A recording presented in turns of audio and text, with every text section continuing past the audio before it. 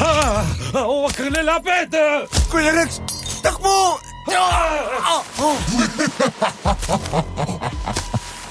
Gumapang ka! Gapang! Ano bang ingay yun?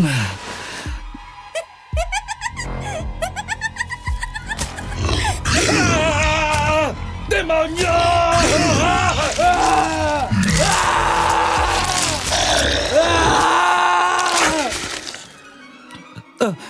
Si Daddy yun. Dad! Dad! Anong... dugo?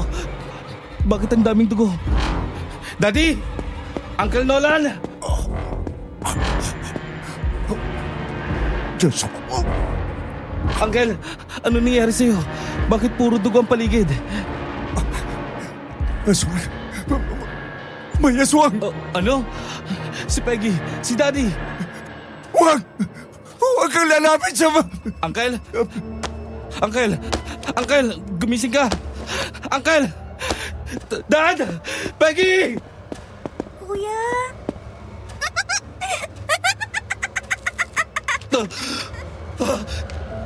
Daddy!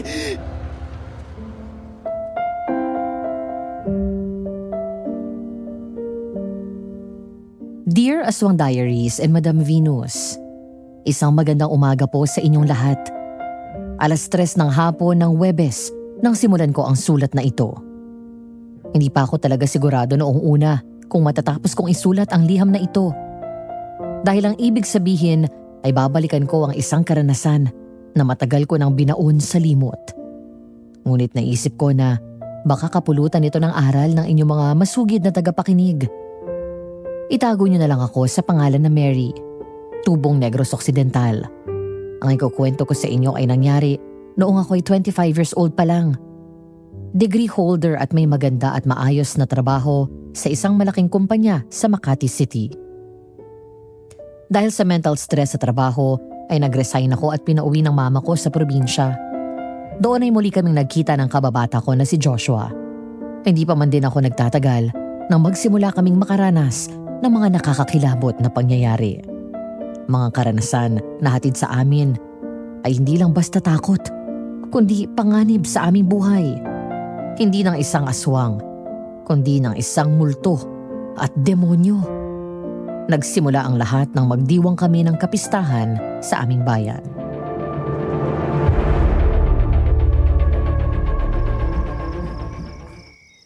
Nakakamiss ang piyesta dito sa atin, Ma. Ikaw lang hindi ko umuwi dito. Hayaan mo, Ma. Mula ngayon babawi ako. Taon-taon mo na ako makakasama kapag piyesta, lalo na kapag natanggap na ako sa mga inaplayan ko. Hindi ko alam kung dapat kong sabihin to. Pero natutuwa ako at nakabalik ka dito. Makakasama na kita.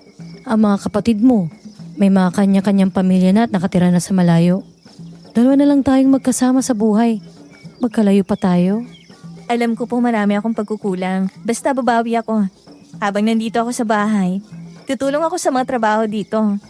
Tutulong ako sa mga trabaho dito at sa shop. Miss ko na rin magburde Tapos baka magsulat ulit ako. Huwag kang magmadali, anak.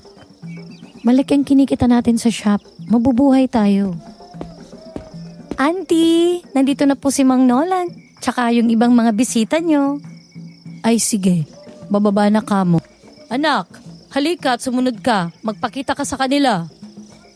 Opo, susunod na. Mag-aayos lang. Uy Mary, hindi ka pa kakain? Kakain na rin. Nga pala, naalala mo si Joshua? Yung kasama niyo dati maglaro? Ah, yung kaibigan ni Kuya? Oo, bakit? Nakita mo na ba yung latest picture niya? Ang pogi! Type mo. Hindi mga Turkish ang bet ko. Yung mabuhok sa dibdib, ganyan. Mas bagay kayo ni Joshua. Lakas mong mag-matchmake Ilang taon na kami hindi nagkikita noon. Ay, ayaw nitong maniwala. Tingnan mo, pak, guwapo, bagay talaga kayo. Ay naku Cheryl, tigilan mo nga ako. Balita ko babalik na siya dito. Grabe, ang tagal din niyang nawala, no? Ang sabi ni Mama, na-trauma daw siya pagkatapos na nangyari kay Mang Rex at dun sa kapatid niyang si Peggy. Ano nga ulit ang nangyari dun sa bata? Nagpakamatay o pinatay? Suicide daw. Sabi nakita nakabigti ng lubid sa loob ng cabinet niya. 10 years old? Magpapakamatay? Nakakaduda naman yata yan. Ang alam ko, naimbestigahan niya si Joshua dati. Baka daw kasi may foul play ang pagkamatay ni Peggy. Kahit ang pulis hindi makapaniwala na magagawa ng bata yon. Kaso wala naman silang nakuhang ebidensya. Kaya ayun, absuelto siya. Tapos nung umalis papuntang US, hindi na bumalik? Grabe. Sino kaya ang pumatay kay Mang Rex, ano? Lumipas na lang ang panahon na hindi nare-resolba ang kaso. Oy, kayong dalawa. Mamaya na kayo magchismisan. Bumaba na kayo dito. Cheryl, tulungan mo ako mag-estima ng bisita. Opo, auntie.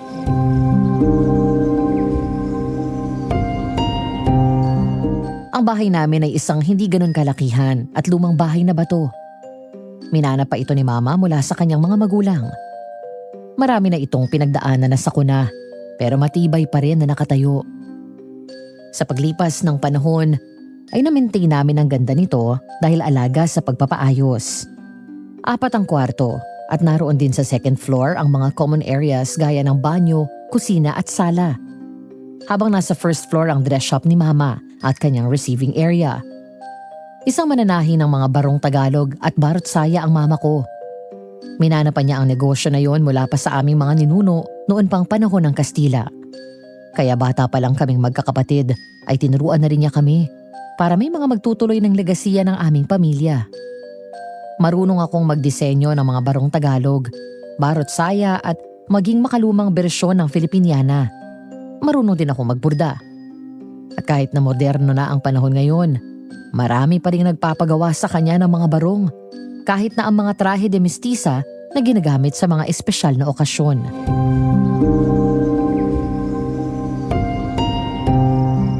Mary, halika dito sa baba, anak.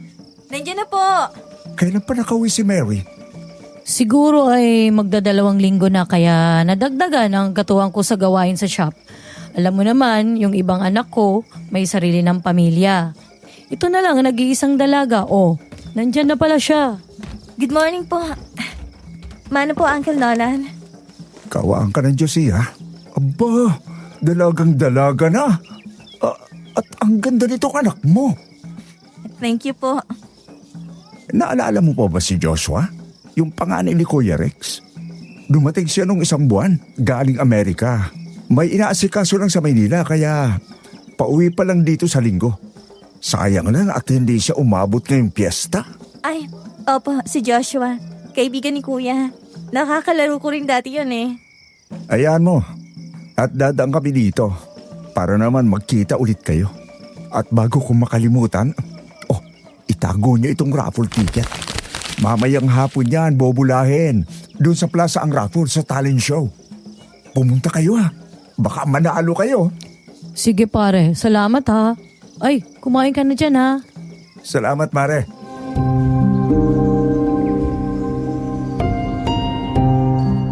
Alas 3 ng hapon nang pumunta kami ni Mama sa plaza, gaya ng sinabi ni Uncle Nolan kasama si Cheryl. Pumuesto kami sa gilid at doon nanood ng mga talent show ng mga taga roon sa amin. May kumanta, sumayaw, meron ding nag-perform na banda at kung ano-ano pa. Nalibang din naman kami sa panonood, lalo na si Mama na laging subsob sa trabaho. At sa bawat 3 nagtatanghal ay may binubolang tiket.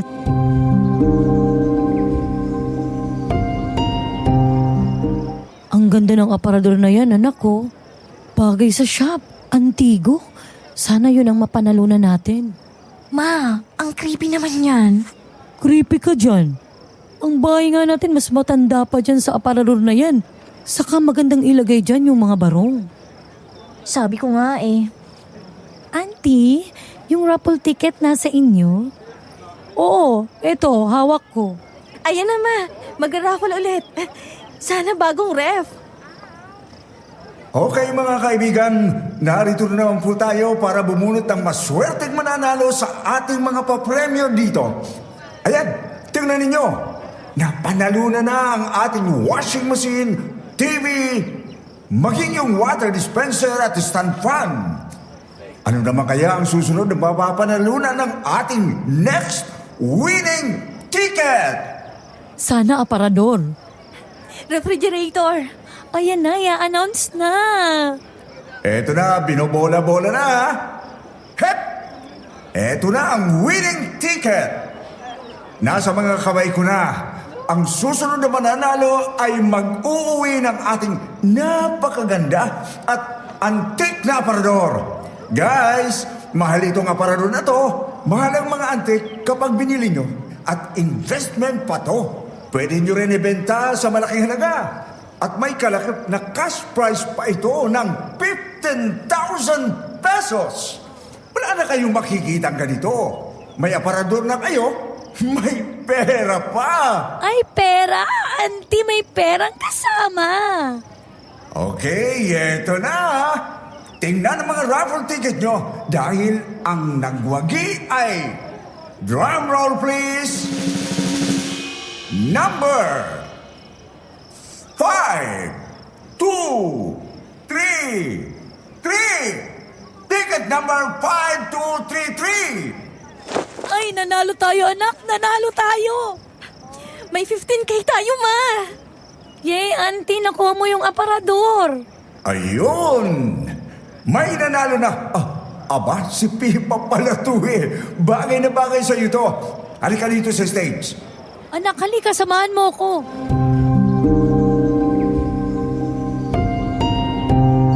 Wala akong nagawa nang hilahin ako sa stage ni Mama kahit nahihiya ako.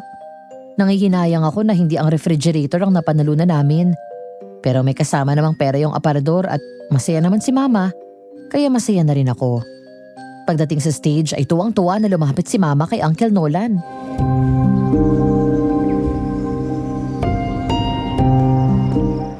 Pipa, congratulations! Sakto sa'yo itong aparador na to! Thank you, salamat, Mayor. Ay, binabati ko yung mga chismosa kong kumare dyan at kalaro ko sa Mahjong. Nanalo ako, mga mare! Mama, nakakahiya. Para kang nanalo sa loto. Ano naman? Oh, picture taking. Doon kayo sa tabi ng aparador, ha? Ayan. Thank you at congratulations ulit sa inyo. Sino yung tumawa, ma? Aling tumawa? May narinig akong tumawi. Boses ng bata? Wala naman eh. Baka yung nasa mic lang yun. Nung nag-feedback. Hindi narinig ko talaga.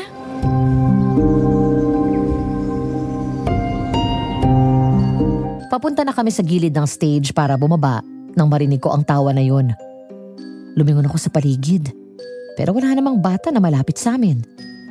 Hindi ako maaaring magkamali sa narinig ko. May bata talagang tumawa. Hanggang sa napalingon ako sa aparador. Nang bahagyang lumakas ang ihip ng hangin, ay bahagyang bumukas ang pinto nito.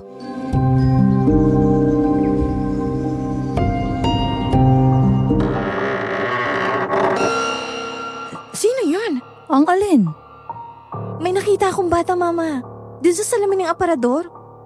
Anak, tinatakot mo ang sarili mo. Hindi ako nagbibiro. Nakita ko talaga. Ang mabuti pa ay umuwi na tayo. At tulungan mo kong ayusin yung mga gamit doon. Mag-uurong tayo para bigyan ng lugar yung aparador sa shop. Kinagabihan, matapos mag-alisa ng mga bisita ni Mama, ay nagtulong-tulong kaming nagligpit ng mga kasangkapan. Ako ang nagpresentang maghugas ng sangkaterbang pinggan, habang si Cheryl naman ang naiwan sa shop at naglinis at nagsarado. Maya-maya ay lumapit si Mama at nilagay niya ang mga natirang handa namin sa loob ng refrigerator.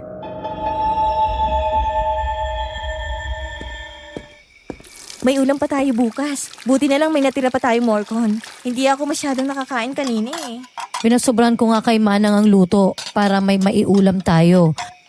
Siya nga pala anak, may lakad ka ba bukas? Wala naman po, ma. Magtitingin lang po ako ng mga job openings online. Baka sakaling matanggap ako para kahit nga nandito ako sa bahay, makakapagtrabaho ako. Mabuti pa nga ang ganon anak. Mas gusto ko nga nandito ka kaysa bumalik ka ng Maynila. Dahil nalulungkot ako dito kapag wala kayo ng mga kapatid mo. At least kahit ikaw kasama ko. Huwag kang mag-alala, ma. Wala naman sa plano ko ngayon na bumalik sa Maynila. Ang priority ko makahanap ng trabaho dito sa atin. Kung hindi man, ayun nga, sa online. Para kasing ayoko na rin umalis dito eh. Namiss ko yung buhay probinsya, tsaka mas tahimik. O siya, tapusin mo na yung paghuhugas ng pinggan at matulog ka na rin. Bukas ng umaga tulungan mo ako sa pagbuburda sa shop. Para matapos ang maaga yung mga damit ng customer natin. At sa linggo na yan kukunin. Sige po, ma. Good night, ma. Good night, anak.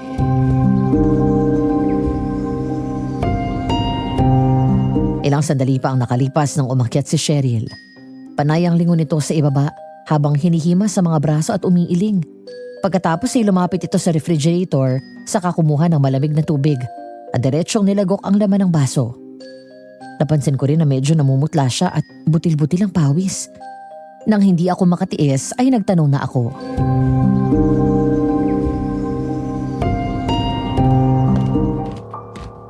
Okay ka lang? Hindi, kinikilabutan ako Bakit? Habang naglilinis ako at nagsasarado ako ng shop, biglang bumukas yung pinto ng aparador tapos parang may nagip ang gilid ng mata ko na parang batang tumakbo galing sa loob. Napabilis tuloy yung ginagawa ko Sigurado ka? As in, no joke. Kitang-kita ko talaga. Kinikilabutan ako. Ang ganda nga ng aparador na napanalunan ni auntie, pero mukhang minumulto naman. Matulog ka na nga. Baka pagod lang yan dahil sa dami ng bisitang dumating kanina. Baka nga o baka gutom rin kasi bigla akong nagutom ulit. May macaroni salad dyan. Kain ka. Hugasan mo na yung pinagkainan mo katatapos ko lang maghugas ng pinggan Oo, sige. Ako nang bahala. Teka, di ba ikaw nakakita na ng multo dati? Oo, pero bata pa ako nun tsaka isang beses lang. Ngayon pa? Wala, hindi na. Baka nga imagination ko lang yun nun Alam mo na kapag bata ka, malayong nararating ng isip mo.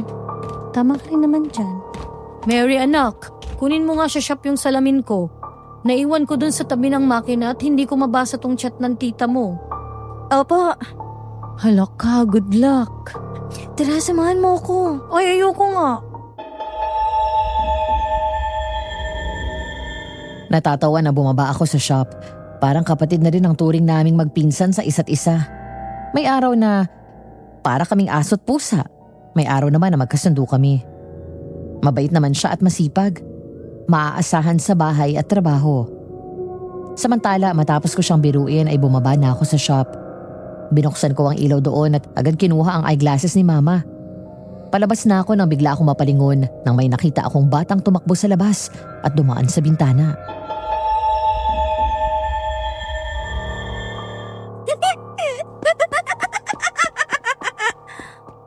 Sino yan?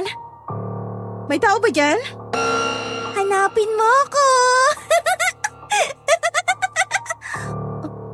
Bata? Nasaan ka? Paano ka napunta dito? Psst! Psst! Nandito ako! Gabi na. Umuwi ka na sa inyo, baka hinahanap ka na ng nanay mo. Uy Mary, sino kausap mo dyan? Yung batang sinasabi ko. Kinausap pa ako at makikipaglaro. Hanapin ko daw siya tapos tumawa. Seryoso? Oo, hindi ako nagbibiro. Nasaan yung bata? Hindi ko nga makita Ayun, may tumakbo. Hoy, bata! Umuwi ka na!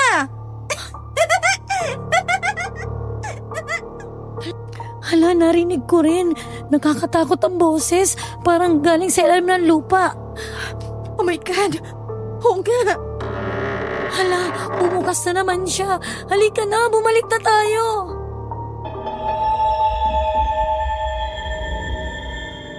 Biglang kumapit ng mahigpit sa braso ko si Cheryl. Nang dahan-dahang bumukas ang pinto ng aparador. Mabilis na kumabog ang dibdib ko. Kasabay ng paggapang ng kilabot sa buong katawan ko mula ulo hanggang paa. Hinihila na ako ng pinsan ko palayo. Pero sa halip ay humakbang ako palapit sa aparador. Dahil doon ay nabitawan ako ni Cheryl. Dahan-dahan akong lumapit at tinignan yun. Pero wala namang batang babae sa loob. Kinawi ko pa ang mga barong at saya na nakahanger pero wala talaga akong nakitang bata.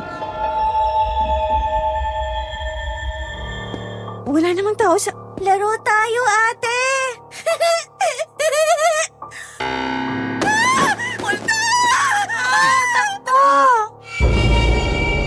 Ganun na lang ang sigaw namin ng malakas nang may maramdaman akong malamig at maliit na kamay na humahawak sa braso ko.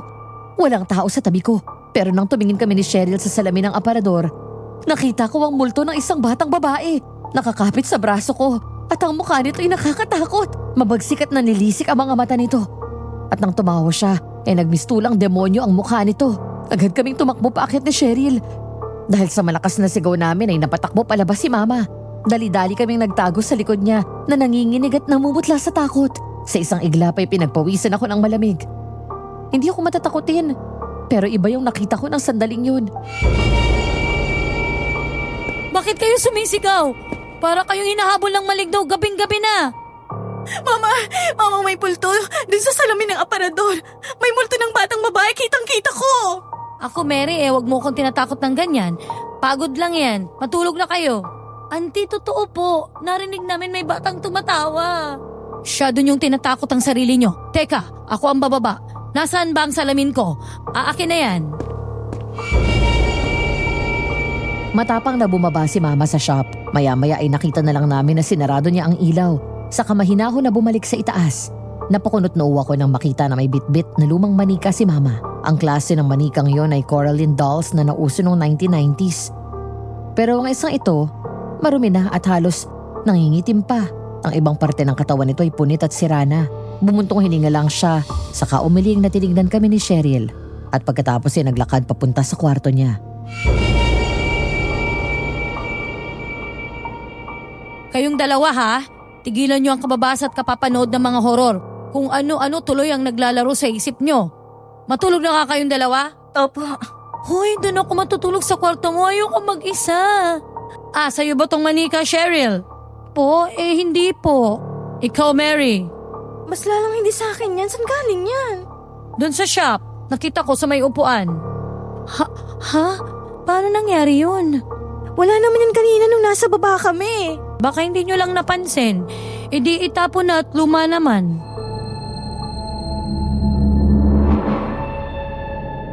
Takang-taka kami ni Cheryl at nagkatinginan. Dahil sigurado kami na walang manika doon sa shop nang bumaba kami. Binuksan ni Mama ang bintana saka tinapon mula doon ang manika. Nagmamadali pa kaming magpinsan na sumilip at nakita namin mismo na na-shoot yun sa malaking basurahan na nasa loob ng bakuran. Lumipas ang 2 araw. Hindi naman na nagpakita sa akin ang batang multo. Ganon din kay Cheryl. Para mawala sa isip ko ang nangyari ay tumulong ako maghapon sa pagbuburda ng barong na pinagawa kay Mama para sa isang buong entourage ng kasal. Isang hapon, habang naglalakad ako pabalik sa bahay, dala ang binili kong merienda para sa amin at mga mananahi. Naabutan ko na nakaparada sa labas ng bahay ang sasakyan ni Uncle Nolan. Pagpasok ko pa lang sa bakuran, may lumabas na isang lalaki. Pamilyar ang mukha niya. Gwapo, matangkad, malinis manamit. May pagka-bad boy ang dating nito pero matikas ang pangangatawan. Nang lumingon siya sa akin at ngumiti, doon palang rumihistro sa isip ko kung sino ang lalaki sa harap ko.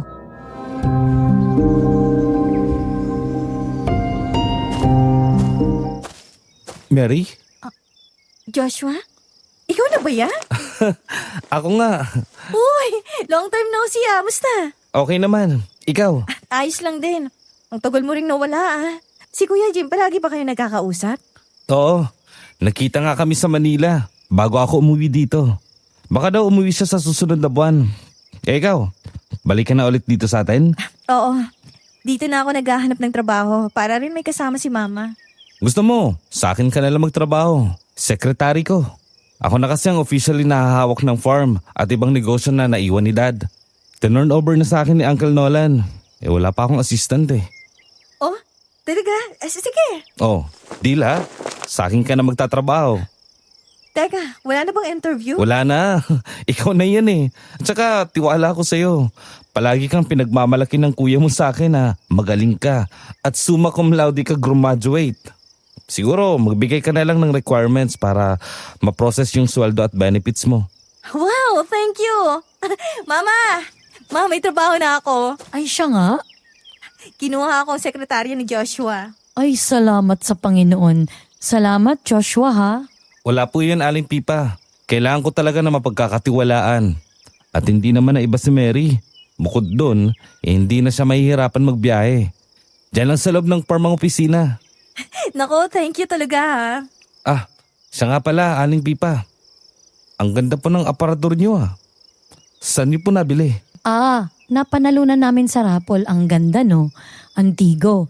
Bagay dito sa shop at sa mga damit na tinatahi ko. Ah, oo nga po. O paano Mare? Dito na muna kami. Sige pare, salamat. Mary, ihatid mo sila sa labas.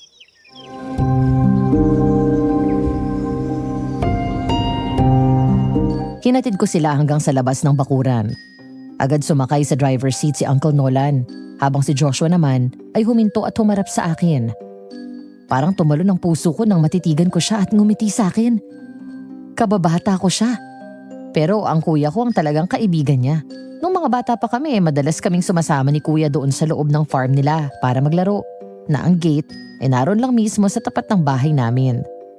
Pagkatapos ay maglalaro kami doon at papakainin ng masarap na spaghetti ng mami niya. Ang iitim pa namin noon dahil palagi kaming bilad sa araw at nanlilimahid sa dumi. Ngayon, makalipas ng maraming taon, ang laki na ng pinagbago ni Joshua. Lalaking lalaki at mas matangkad sa akin. Mala Paula Avellino ang dating.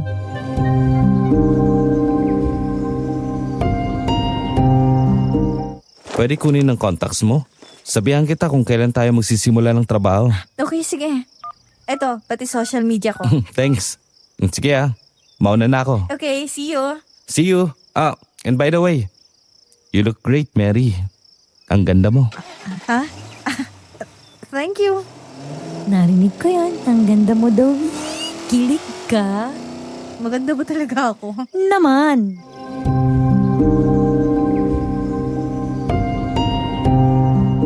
Ang mga susunod na eksena ay hango na rin sa mismong kwento ni Joshua sa akin. Ayon sa kanya, nang pumasok sa bakuran ng farm ang sinasakyan ni Uncle Nolan, ay unti-unting bumigat ang kanyang dibdib. 10 taon siyang nasa Amerika. Matapos malibing ang kanyang ama at bunsong kapatid, ay doon na siya nanirahan. Wala na sanang balak bumalik si Joshua dahil tahimik na rin ang kanyang buhay doon. Kung siya ang tatanungin, ayos lang sa kanya na ibenta ang farm. Pero kinumbinsi siya ni Uncle Nolan na huwag na tong ibenta alang-alang sa mga masasayang alaala nilang mag-anak sa lugar na yun. Pumayag si Joshua. Pero ang uncle niya ang namahala. Hanggang sa dumating ang punto na hindi na kaya nito na pamahalaan mag-isa ang farm. May edad na kasi at may iniinda na ring sakit sa katawan. Kaya nagdesisyon si Joshua na umuwi na lang. Nang huminto ang sasakyan, natigilan siya nang bumaba at makita muli ang kanilang bahay.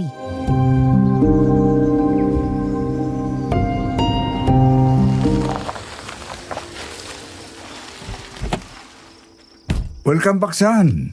Thank you, Uncle. Alam ko na hindi madali ito para sa'yo. Sa akin din. Hindi madali na manirahan at gumising araw-araw sa bahay na yan. Pero kailangan nating harapin ito. Yes, Uncle. Naiintindihan ko po. Pasensya ka na ha. Alam mo na, tumatanda na itong uncle mo. Ako nga dapat ang humingi ng pasensya. Ikaw lahat ang sumalo ng responsibilidad ko dito. Wala naman akong pamilya. Kaya ayos lang yon. Isa pa, sino pa ba ang magtutulungan kung hindi tayo rin? Sir Joshua! Nako, welcome back po. Mang Joe, musta na po kayo? Ayos lang sir. Ay, kami na po magbababa ng mga gamit nyo. Mang Joe, malinis po ba ang kwarto ni Joshua? Opo sir, nakaluto na rin po si Tessie. Kaya pwede na kayong kumain para makapagpahinga na si sir.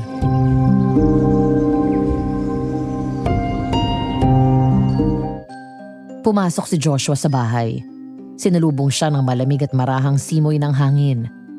Bukas ang mga sliding doors sa buong sala at dining room. Malinis ang paligid. Makintab ang sahig at halos walang alikabok sa mga muebles. Umakyat sa second floor si Joshua at lumiko sa kaliwa papasok ng hallway. Huminto siya sa dating kwarto ng kanyang magulang at binuksan yun. Pumasok siya doon at tiningnan ang kanilang larawan.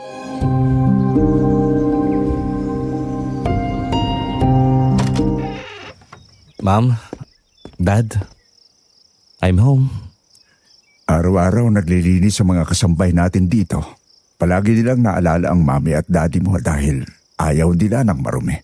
Kaya nga po mabuti na lang kahit wala na sina mami. Nandito pa rin sila. Kumain na tayo para makapagpahinga ka. Bukas ng umaga ay punta natin ang puntod ng mga kuya. Bumaba ka na sa dining ha? Opo, magpapalit lang ako ng damit. Nga pala uncle. Yung aparador ni na Aling Pipa, hindi ba kamukha yun ng dating aparador natin? Ang totoo, Joshua, yun na nga yun. Ano? Paano napunta sa raffle? Ang akala ko tinapon nyo na yun. Yun niya ang ginawa ko. Siguro may kumuha tapos nakita nila, nabuo at matibay pa kaya pininturaan na lang ulit at binenta. Hindi ko rin alam kung sino ang namili ng mga pinamigay na papremyo. Pero nakilala ko rin agad yung aparador. Di naman ako makakibo kaya hinayaan ko na. Malay ko na sila Pipa ang makakuha. Hayaan na natin. Nandyan na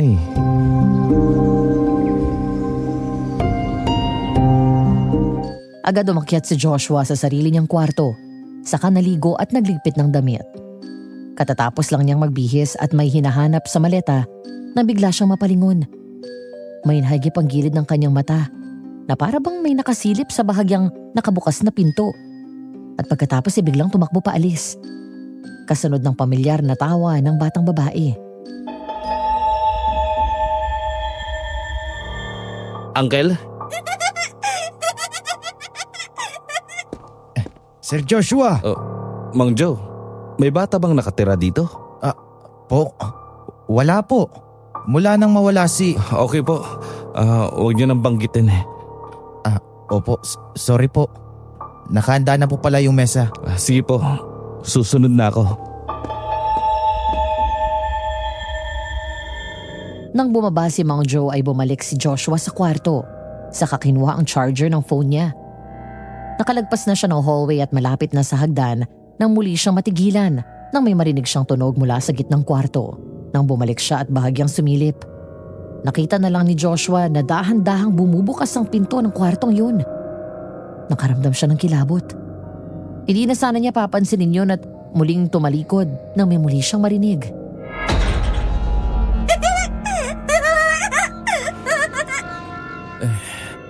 Nag-hallucinate ka lang, Josh. Relax. Isang gabi, habang naglalakad ako pa uwi mula sa ginaganap na reunion ng mga kabatchmate ko noong high school, nakita ko pa doon si Joshua. Pero hindi kami masyado nakapag-usap dahil abala kami pareho sa pakikipagkwentuhan sa mga sarili naming kaibigan. Mag-aalas 12 na nang magpaalam ako at umalis. Matapos ang kulang 10 minuto ng biyahe sa kanang tricycle, napilitan akong bumaba sa kanto dahil iba ang daan ng kasabay kong pasahero. Hanggang sa nakatanggap ako ng tawag mula kay Cheryl.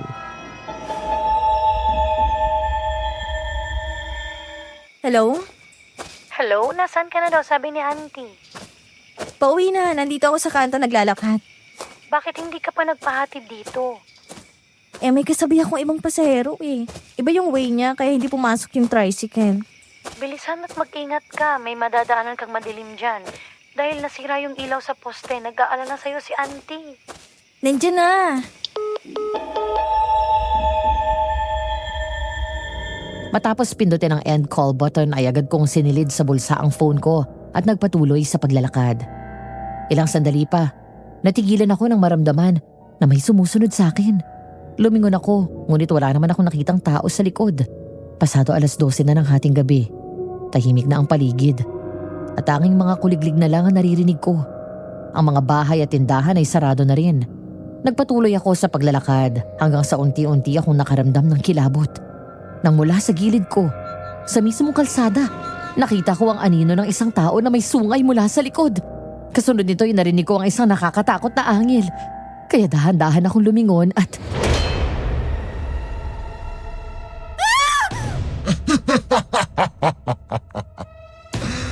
Kamusta na, Mary?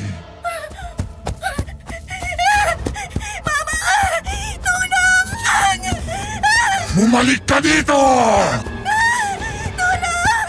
Mga kapitbahay! Biniwan pa ako! Isang demonyo! Isang nakakatakot na nilalang na napakaitim at kasing kulay ng anino.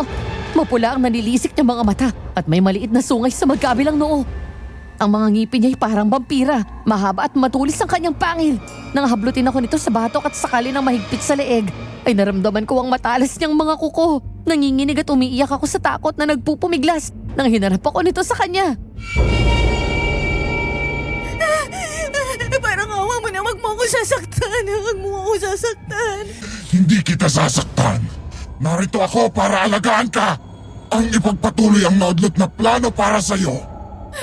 Pakawalan mo na ako, nagmamakaawa ako. Nag-aalala sa akin si Mama. Hindi ka uuwi! Sasama ka sa akin sa ayaw at sa gusto mo!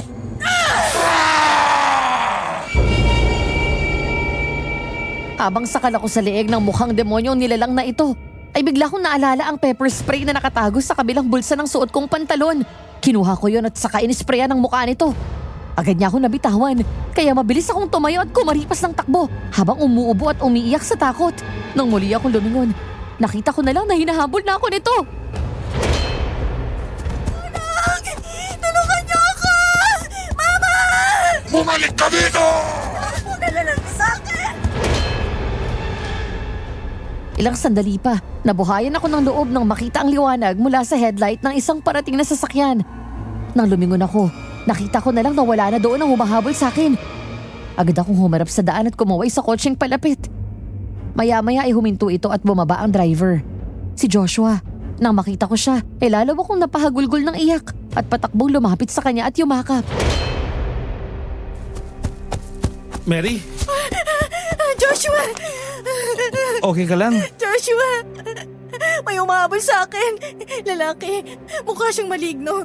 Sobrang itim niya, tapos may pangil at mapulang mga mata niya. Kalbo, tapos may sungay dito sa noo magkabila.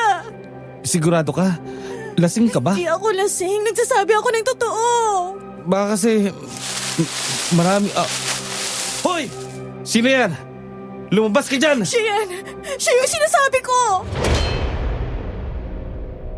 Hinawakan niya ako sa magkabilang braso at marahang hinaplos yun habang kausap ako para kumalma ako. Hanggang sa hindi na nga niya natapos ang sasabihin nang lumingon at makita ang nilalang na humahabol sa akin. Nagtatago sa gilid ng pader ng isang bahay. Nakatingin at nagmamanman na parang nag-aabang kung kailan ako malalapitan. Nang sigawan ito ni Joshua ay mabilis itong umalis at lumusot sa makapal na halamanan.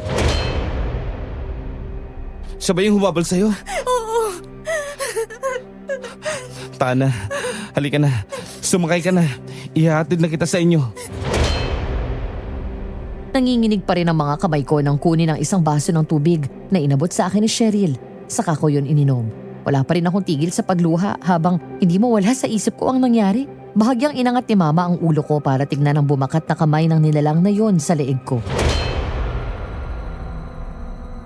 Salamat at tumating ka bago mapahamak ang anak ko. Mabuti na nga lang po at sakto ang dating ko. Dapat nga isasabay ko na si Mary. May kinausap lang po akong kaibigan ko biglang nawala. Nakauwi na pala. Bukas na bukas ay i-report natin to sa barangay. Ano kayang nilalang yun? Aswang? Imposible. Walang aswang sa lugar natin. Mukha siyang demonyo, literal. Para siyang demonyo na nagkatawang tao. Mahaba pang ang kuko niya at matalas kaya may gasgas ang leeg ko. Tapos gusto niya akong kunin para daw magsama na kami. May sinabi pa siya na ang tagal niya na daw akong hinihintay. Nakakatakot naman yan. Mukhang may gusto pa yata sa'yo ang aswang na yun. Hayaan mo anak. Magtatanong ako sa mga kumari ko kung may kakilala silang albularyo.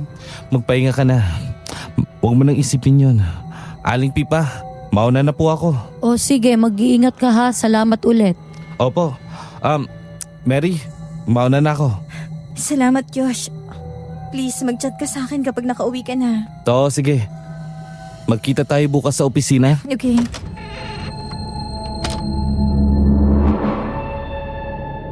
Nang mga sandaling yon, matapos akong ihatid ni Joshua sa bahay. Ang kwento niya sa akin, habang nagmamaneho siya sa loob ng farm pauwi sa bahay nila, ay hindi mawala sa isip niya ang nakita naming demonyo. Isang nilalang na hindi na rin iba sa kanya at minsan na niyang nakita. Habang nag-iisip ay bigla siyang napalingon nang may makita siyang batang nakatayo sa ilalim ng nadaanang puno at nagtatago sa dilim. Hindi man kita ang mukha, Pero ramdam na ramdam niya na sumusunod ito ng tingin sa kanya. Bata ba yun? Joshua, anong oras ka uuwi? Parating na po ako, Uncle. Nandito na ako sa loob ng farm. Mabuti naman kung ganon. Ang akala ko nga ay naandito ka na. Dami ko kasing bumukas ang TV sa kwarto mo. Tapos bukas din ang pinto. Paano nangyari yun? Pinatay ko yung TV kanina at sigurado akong sarado ang pinto nung umalis ako. Baka binuksan naman ang kasambahin natin nung naglilinis siya at nakalimutan patayin. Sino yun? May kasama kang bata? Wala po. Nag-iisa ako dito. Sino yung tumawa? Narinig ko eh. Hindi ko po. Laro tayo, kuya!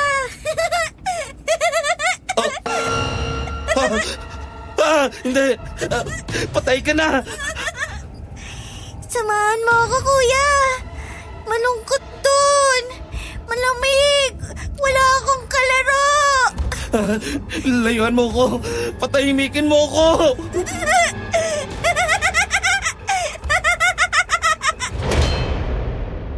Agad siyang tumapak sa preno at napasigaw ng pagsilip sa rearview mirror, may batang nakaupo sa backseat. Nang lumingon si Joshua sa likod, biglang sumulpot mula sa backrest na kinauupuan niya ang nakangising mukha ng multo ng batang babae. Pagkatapos ay yumakap sa leeg niya at naramdaman ang malamig nitong kamay. Lalong nang hilakbot si Joshua nang makilala ang mukha ng multo. Dahil doon ay nagmamadali siyang bumaba ng sasakyan at kumaripas ng takbo. Mabuti na lang at malapit na siya sa bahay. Joshua, anong nangyayari dyan? May multo, Uncle. Nakita ko siya. Nagpakita siya sa akin. Teka, natatanaw na kita. Sasalubungin kita. Sa kabila ng nangyari sa akin ay pilit kong isinantabi yun at nag-concentrate sa trabaho. Yun ang unang araw ko bilang sekretarya ni Joshua. Ayoko naman pumalpak kahit nakakilala at kaibigan ko ang boss ko dahil sa personal na problema ko. Habang abala ko sa pagtatype ko sa laptop, sumilip doon sa opisina si Joshua at pumasok.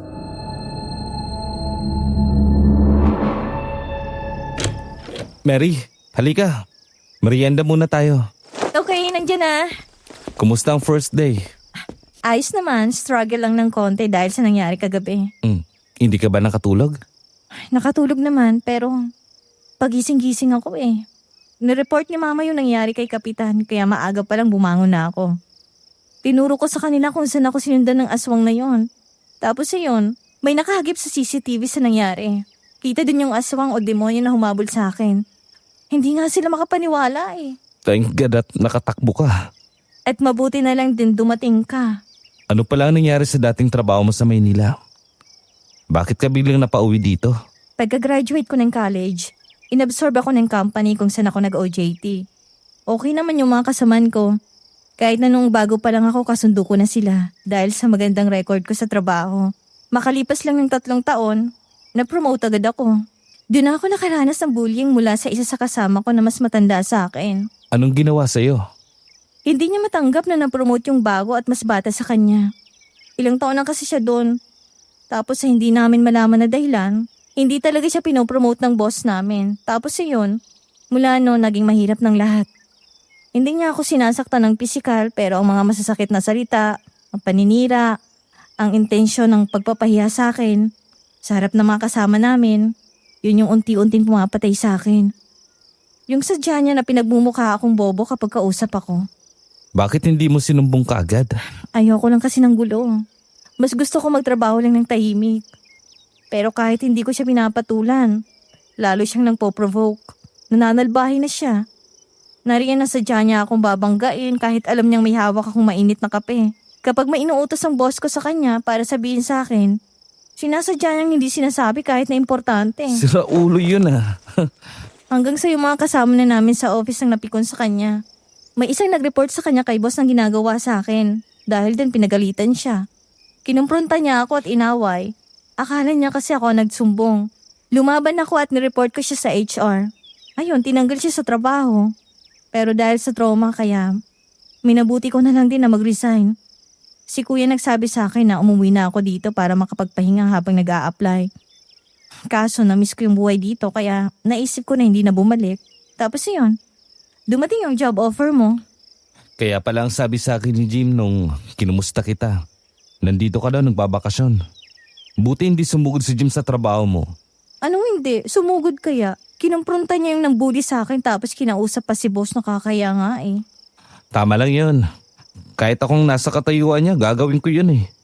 Alam mo naman ang kuya mo masyadong protective sa'yo. Kanina nga lang tumawag at kinamusta ako. Kwento pa kasi ni mama yung nangyari kagabi. Buti nga nandito ka na. Kahit papano, nalilibang ako. Boyfriend, meron ka? Wala na. Last relationship ko 3 years ago.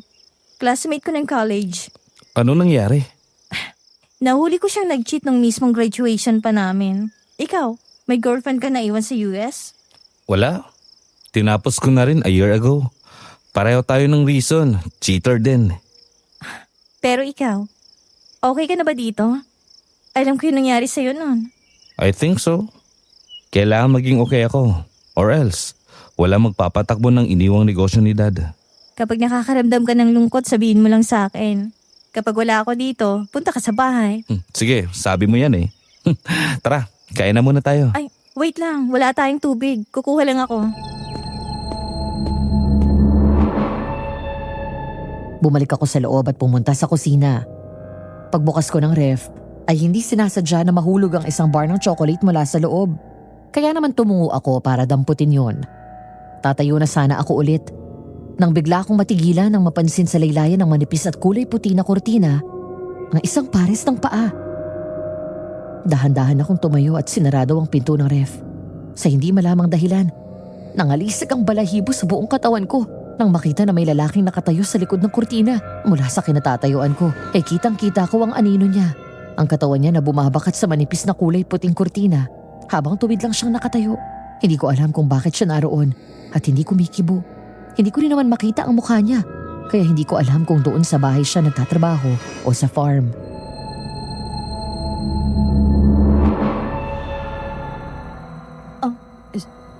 Sir? Sino po sila? Bakit po kayo nandyan? Manong? Ikaw ang isusunod niya. Sino yan? Nandito na siya. Ang demonyo. At ikaw ang isusunod niya. Sino ka ba? Magpakita ka! Huwag kang papayag.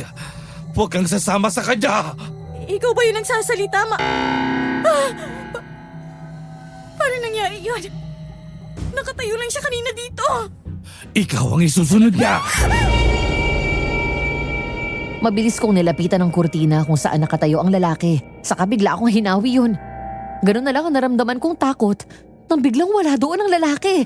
Nang lumingon ako, biglang may bumulaga sa akin na multo ng isang matandang lalaki. Nakakatakot ang muka at naaagnas habang may mga bakas pa ng saksak at dugo sa katawan at damit. Napasigaw ako sa takot at bigla akong napaupo sa sahig. Tinakpan ang tenga ko. Habang nangingilabot ang buong katawan ko, ay agad akong umusal ng dasal.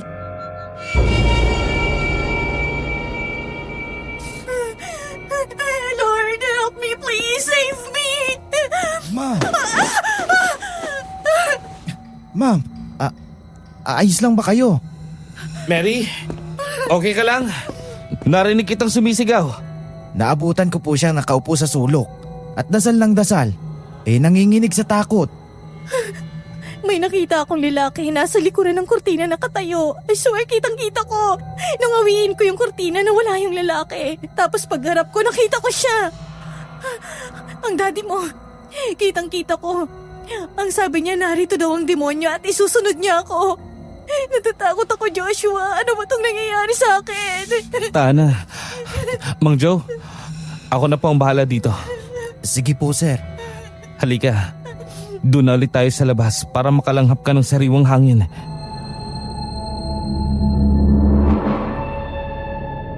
Gabi ng Biyernes.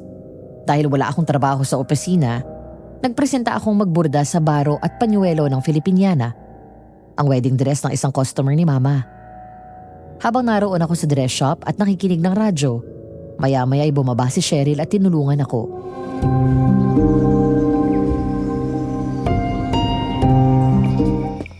Hindi ka pa ba matutulog? Hindi pa ako inaantok tsaka kachat ko yung afam ko. Naku nga, ganyan-ganyan ka ha, tapos iiyak ka na naman. Iba to, promise. Mabait siya tapos sweet.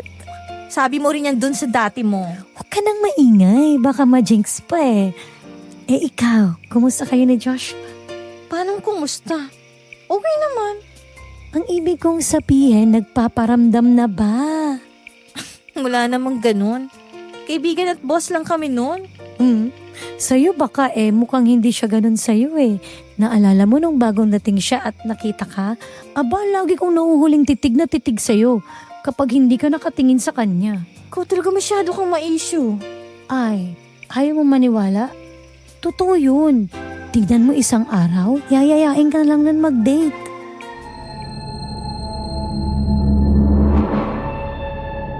Natigilan kami ni Cheryl nang marinig ang tunog ng iyak ng bata. Nagkatinginan kami at sabay lumingon sa paligid habang nakikiramdam. Tumayo pa ako at sumilip sa labas ng bintana. Wala namang bata sa paligid. Binalawala na lang namin yon at nagpatuloy sa pagbuburda. Habang kinukumbinsi ang mga sarili namin na isa na naman yung gawa ng aming guni-guni. Nang patugtugin ang paborito naming awitin, isinabayan din namin yung kanta sa radyo habang medyo umiindak kasabay ng musika.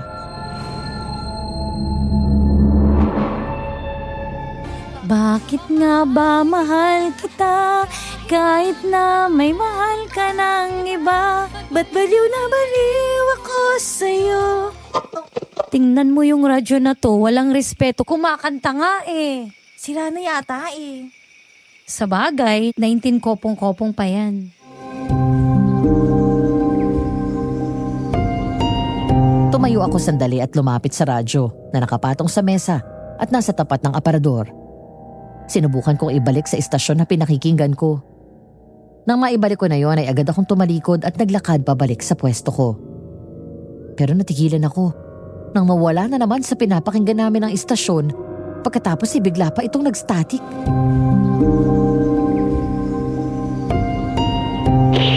Anong nangyari dyan? Okay naman yan kanina nung ginamit ni auntie. Baka pagod na tong radyo na to. Teka, sinong dumampot nito sa basurahan? Di ba tinapon na to ni Mama? Yung manika? Yan yung nakita ni auntie dito sa shop, diba? Oo, ito nga. Yung tinapon ni Mama mula bintana. 3 points pa nga yun sa basurahan eh. Hindi ko alam paano napunta yan dyan. Nakapagtataka naman. Nakita ko na kasamang kinuha yan ng mga basurero nung isang linggo. Baka naman hindi ito yun. Yan yun, tingnan. Cheryl? Bumukas na naman siya. Halika na. Dito lang tayo sa taas magpunta.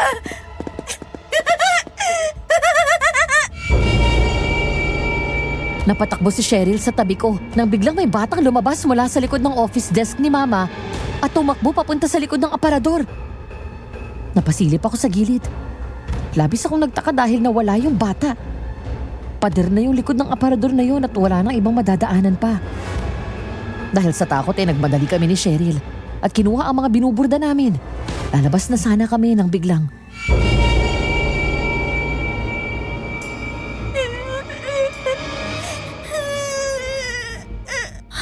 May umiiyak. Tama na po! Ayoko na! Tulungan niyo ako! Ate Mary, tulong! Hala? Binanggit niyang pangalan ko! Hoy, Mary, bumalik ka dito, hoy! Nangalisag ang balahibo sa buong katawan ko nang marinig ko na tinawag ang pangalan ko ng batang babae. Hindi ko lang maalala kung kanino. Pero doon ko lang napagtanto na pamilyar sa akin ang boses nito. Kaya bumitaw ako sa pagkakahawak sa pinsan ko at dahan-dahan akong lumapit sa aparador kung saan nagmumula ang tinig ng bata. Parang sasabog ang dibdib ko sa labis na kaba ng mga sandaling yun. Nangangatog ang mga kamay ko at dahan-dahang binuksan ang pinto. Walang tao, walang bata sa loob. Bukod sa mga damit ay walang ibang laman yun. Hinahawi ko pa ang mga nakahanger na bagong tahi na barong at baro na pinatahi ng customer. Pero wala akong nakita. Ano? Wala namang bata eh. Itapon mo nga ulit bukas tong manika na to. Sige, ilapag mo dyan. Sarado mo na yan at umakyat na lang tayo. Mabuti pa para... Huwag kang umalis, Ate Mary. Samahan mo ako dito. Isasara ko na lang ang mga pinto ng aparador nang biglang may malamig na kamay na humawak sa akin. Ganun na lang ang lakas ng sigaw ko at pangihilakbot na naramdaman nang makita ang isang batang babae sa loob ng aparador. Sa tansya ko, nasa 10 taong gulang ito. Mahaba ang buhok, maputla at naaagnas na ang itsura ng mukha. May mahabang marka sa leeg nito na malaki at mahabang sugat na parang sariwa pa at puno ng nana. Nakakatakot ang kanyang mga mata at mas lalong nakakatakot ang itsura nito habang nakangisi ang batang babae na nakita ko sa salamin ng aparador na yun. Mary! Iwan mo ako! Halika dito. Samahan mo ako. Malungkot mag-isa. Iwan mo ako! Mama! Auntie! Samahan mo ako, Ate Mary! Sumama ka sa akin! Bitawan mo ako! Nang magawa kong makawala mula sa pagkakahawak sa akin ng bata, ay agad akong tumakbo. Si Cheryl na nagawang makaalis kanina at tumakbo palabas ay umahangos na bumalik kasama si Mama. Palabas na ako sa shop nang biglang sumara ng kusa ang sliding glass door. Hindi nakalak yun pero nang sinubukan kong buksan yun, parang may puwersang pumipigil dito. Umiiyak ako sa labis na takot nang makita ko si Mama at Cheryl na patuloy na hinahampas ang salamin at binubuksan ang pinto. Hanggang sa bigla akong hawakan ulit sa kamay ng multo. Nagwala ako at napaupo sa sahig nang magawa akong hilahin ito palayo sa pinto na para bang malaking tao ang humihila sa akin. Mama! Mama, tulungan mo ako! Mama! Ang sabi ko maglaro tayo! Bakit ayaw mo? Silbahe ka! Lumayo ka sa akin! Silbahe ka, Ate Mary! Ayaw mo akong kalaro! Para ka rin si Daddy at si Kuya! Mama! Magdasal ka, anak. Ang Diyos lang ang tanging makakatulong sa'yo. Panginoon, tulungan mo ako. Iligtas mo ako sa kamay ng inyong mga kaaway. Nalulungkot ako mag-isa! Gusto ko ng kalaro!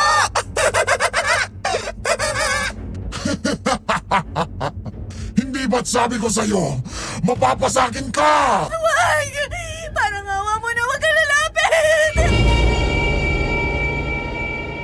Nagtriple ang takot ko nang paglingon ko sa bintana ay nakita ko ang nilalang na maitim at may sungay na nakatayo doon. Biglang kusang natanggal ang lock ng sliding window at pumasok ito. Doon lang ako binitawan ng batang multo.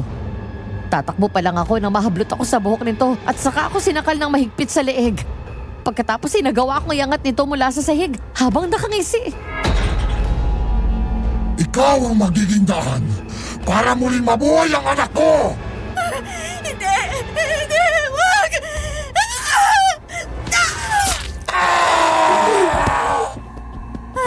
Sa ngalan ni Jesus, lumayas kayo dito mga demonyo kayo!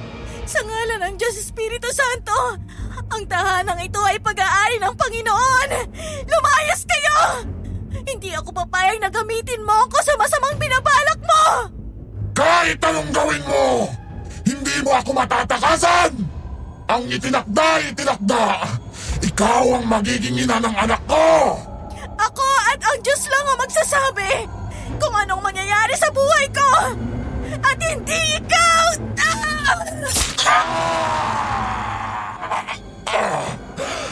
Babalikan kita! Hindi pa tayo tapos! Habang sakal ako ng aswang sa gitna ng matinding takot, ay unti-unti na akong nawawala ng pag-asa na makakaligtas pa ako. Ang buong akala ko, yun na yung katapusan ko. Hanggang sa may malamyos na boses akong narinig sa puso ko at sinabing huwag ako matakot. Nakasama ko siya sa laban at hindi ako nag-iisa. Matapos yun ay nakita ko na may malaking gunting na nakapatong sa isang makapal na libro na nasa ibabaw ng aparador. Pilit kong inabot yun at nang makuha ko ay bigla akong sinaksak sa mukha ang aswang. Nabitawan ko ang gunting nang sa halip na bitawan din ako nito ay mas lalo niya akong sinakal. Doon ko kinuha ang makapal na libro. Pagkatapos ay malakas ko yung pinalo sa ulo nito ng ilang ulit. Nang mabitawan ako ng aswang at mahulog ang libro mula sa kamay ko, doon ko lang nakita na isa pala yung Biblia. Nakaramdam ako ng lakas sa mga sandaling yon, Madam Venus. Naramdaman ko na kasama kong lumaban ng Panginoon. Lalo akong naiyak. Hanggang sa mabilis na tumakas ang aswang at nawala ang multo. Doon biglang nabuksan ang mga pinto at tuluyang nakapasok si Mama at Cheryl. Anak! Diyos ko, ang anak ko! Ilang araw ang lumipas mula nang mangyari ang kahindik-hindik na gabing yun. Ng mga sumunod na gabi ay tahimik naman ang lahat. Nakakatulog na ulit ako ng mahimbing, lalo't katabi ko si Mama. Sinubukan namin ipatapon ang aparador pero sa hindi malamang dahilan, biglang bumigat yun. At kahit pagtulungan yun ng buhati ng ilang kalalakihan, ay hindi nila magawang alisin sa pwesto. Dahil Sabado ng araw na yon at wala akong pasok sa trabaho, habang naroon sa shop ay dumating ang isang customer ni Mama na nagpapagawa ng wedding gown, na ang estilo at disenyo ay makalumang Filipiniana. Malapit nang matapos ang gown at kailangan lang ng fitting ng bride, pero dahil sa paniniwala nila sa pamahiin, tumanggi ang mga ito na isukat ang damit.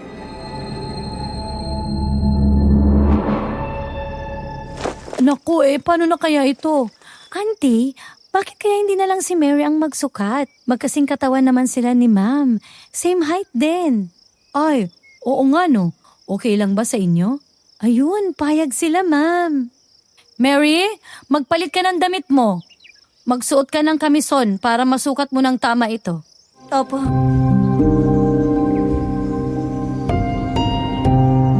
Nagmamadali akong umakyat sa kwarto ko at nagpalit gaya ng iniutos ni Mama. Kinuha ko rin ang phone ko na kanina ko pa iniwan na nakacharge habang nasa shop ako at nagbuburda.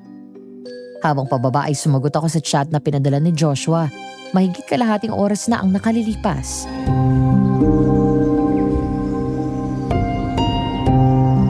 Busy ka? Hindi naman. Wala nga akong magawa kaya tumulong na lang ako sa pagbuburda kila Mama. Punta ako dyan. Sunduin kita tapos labas tayo. Sige, magpapaalam lang ako. Punta ka na dito. Okay. Mary, bilisan mo! Nandiyan na po!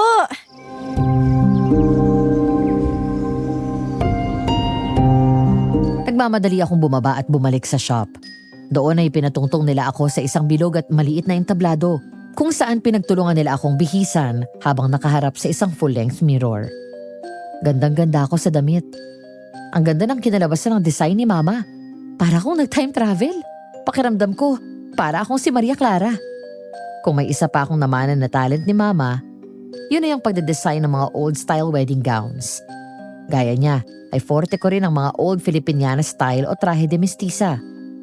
Gustong-gusto ko ang mga detalye ng burda mula sa saya hanggang sa tapis at maging sa manggas at kamisa o baro.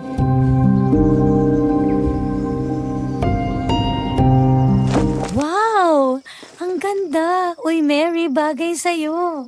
Naku, Ma'am. Mas lalo pa pong gaganda ito kapag nalagay na yung finishing touches at naayusan kayo. Hindi ba masikip, anak? Hindi naman po, sakto lang. Makakakilos ng maayos si Ma'am. Kaya lang po, tiis ganda kayo dito. Ma, kapag kinasal ako, gusto ko ganitong style. At ganito din kaganda yung wedding gown ko. Mary? Ay, si Joshua nandito. Pasok! Aling Pipa, pwede ka po bang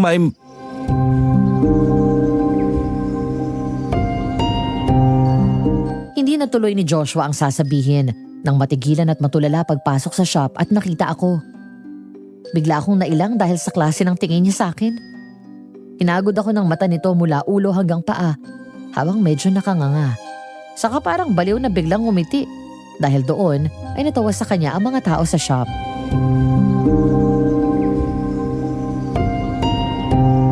O, natulala ka sa dalaga ko. Uy, na-in love. Yee! Uy, kayo talaga. Pasensya ka na, Josh, ha? Tuloy ka na sa taas. Hintayin mo ako doon. Matatapos na tong fitting namin. Aling Pipa, ano po kasi, ipagpapaalam ko sana si Mary. Yayayain ko po sanang lumabas. Lalabas? O baka ibig mong sabihin ay i-date mo ang dalaga ko? Mama, lalabas lang naman kami. Makadate ka dyan. Opo, kung okay lang po na makadate ko yung anak nyo, Oh, anong date? pwede po ba? Aba, sige. Pero uwi kayo ng maaga. Alam mo naman ang nangyayari dito. Opo, Aling Pipa.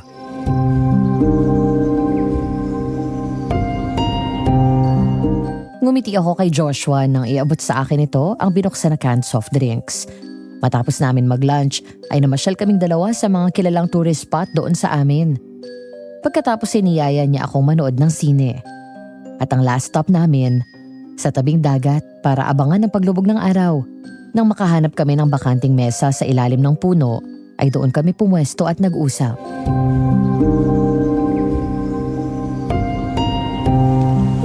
Nagugutom ka ba? Gusto mo kumain bago tayo umuwi? Hindi na. Tama na itong pizza na binili natin. Busog na nga ako sa mga kinain natin kanina eh. Kain ka lang ng kain. Grabe ka, hindi naman ako payatot para patabain mo. Gusto lang kitang pinapanood kapag kumakain ka. Para ka kasing bata. Lalo kapag sarap na sarap ka sa pagkain. Ini-enjoy ko lang ang blessing ni Lord. May ba ako? Okay ka na ba? Hindi ka na ginugulo ng multo? Hindi naman na. Naghahanap nga si mama ng albularyo para daw maitanong kung bakit nanggugulo yung multo. Tsaka bakit niya ako kilala. Kaso wala namang may kilala sa atin na albularyo. Tanong tayo kay Uncle Nolan. Maraming alam yun sa ganyan. Hindi mo ba alam may sa albularyo yun? Albularyo daw kasi si Lolo nung buhay pa siya. Yun naman pala eh. Kailan ang balik niya galing sa Maynila? Sa linggo pa yata? Sana matapos na to. Hindi ko maintindihan kung bakit ako yung sinasabi ng aswang na itinakda. Siguradong takot na takot ka. Dapat nandun ako para ipagtanggol ka. Sobra. Ang akala ko nga katapusan ko na. Pero mukhang hindi pa tapos ang mission ko. Okay na rin na wala ka doon dahil baka saktan ka lang ng aswang at multo na yon. Sina mama nga nilak sa labas eh. Ang importante, safe ka na. Sobrang ganda dito sa atin. Masyadong magandang mundong ginawa ng Diyos para mabahira ng kasamaan. Tingnan mo yung dagat, tapos yung langit at yung mga bundok.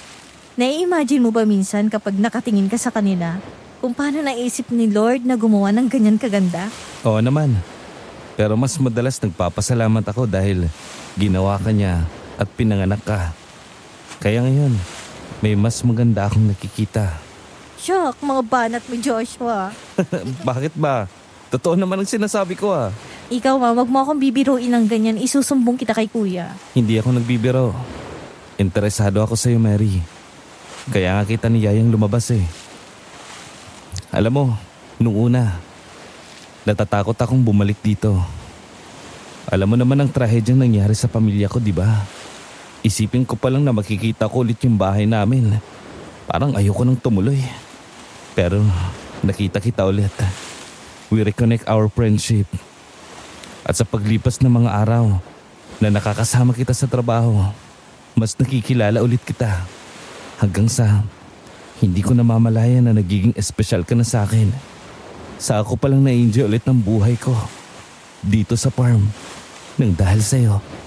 Seryoso ka talaga? Of course. I like you, Mary. Hindi ako nagbibiro sa mga ganitong bagay. Hindi mo alam kung gaano ako nag-aalala sa mga nangyayari sa'yo. Kung pwede lang nabantayan kita 24/7, ginawa ko na. Masiguro ko lang naligtas ka. Salamat sa concern, pero okay lang ako. Lalaban hanggat kaya.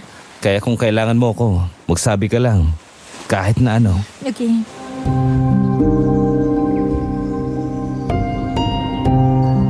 Sa wakas ay natapos na rin ang Filipiniana wedding gown na tinahi ni Mama. Kasama ang barong Tagalog ng groom. Kasama sa tinahi ay ang mga damit ng mga secondary sponsors. Nasa kabilang probinsya pa ang venue ng kasal, kaya kailangan ni Mama at Cheryl na doon matulog ng 2 gabi para asistehan sa pagbibihis ng bride. Dahil sa trabaho ay kailangan kong magpaiwan.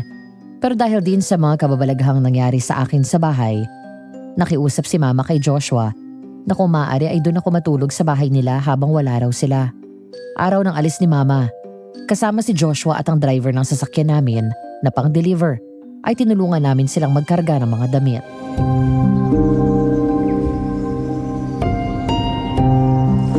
Mama, ingat kayo dun ah. Kuya Ipe, ingat sa pagmamaneho. Cheryl, si Mama alalayan mo. Sus, itong batang to. Kung makabilin, parang hindi na kami babalik. Saan kayo matutulog doon? May pinareserba sa amin na kwarto yung customer. Kaya wag mo kaming alalahanin at sagot din nila ang pagkain. Ikaw ang mag-iingat dito habang wala kami. Lagi kang magdarasal ha. Opo, Ma. Joshua, ipinagkakatiwala ko sa iyo ang dalaga ko. Ingatan mo to ha. Pasensya ka na kung makakabala kami at doon muna siya makikituloy sa inyo. Pagkatapos sa mga nangyari sa kanya, hindi ako mapapanatag na iwan ko siyang mag-isa dito. Huwag po kayo mag-alala, Aling Pipa. Ako nang bahala kay Mary. At saka, hindi po kayo abala. Malaki ang bahay at maraming kwarto. Basta, mag-enjoy lang po kayo doon. Salamat naman kung ganon. Paano anak? Aalis na kami para hindi kami abutin ng dilim sa daan. Huwag mong kakalimutang isarado at ikandado ang mga bintana at pinto pag alis mo. At magligpit ka bago kayo umalis. Sige po, ako na pong bahala. Bye, cousin. Have fun. Happy baby time. He? Baby time ka dyan.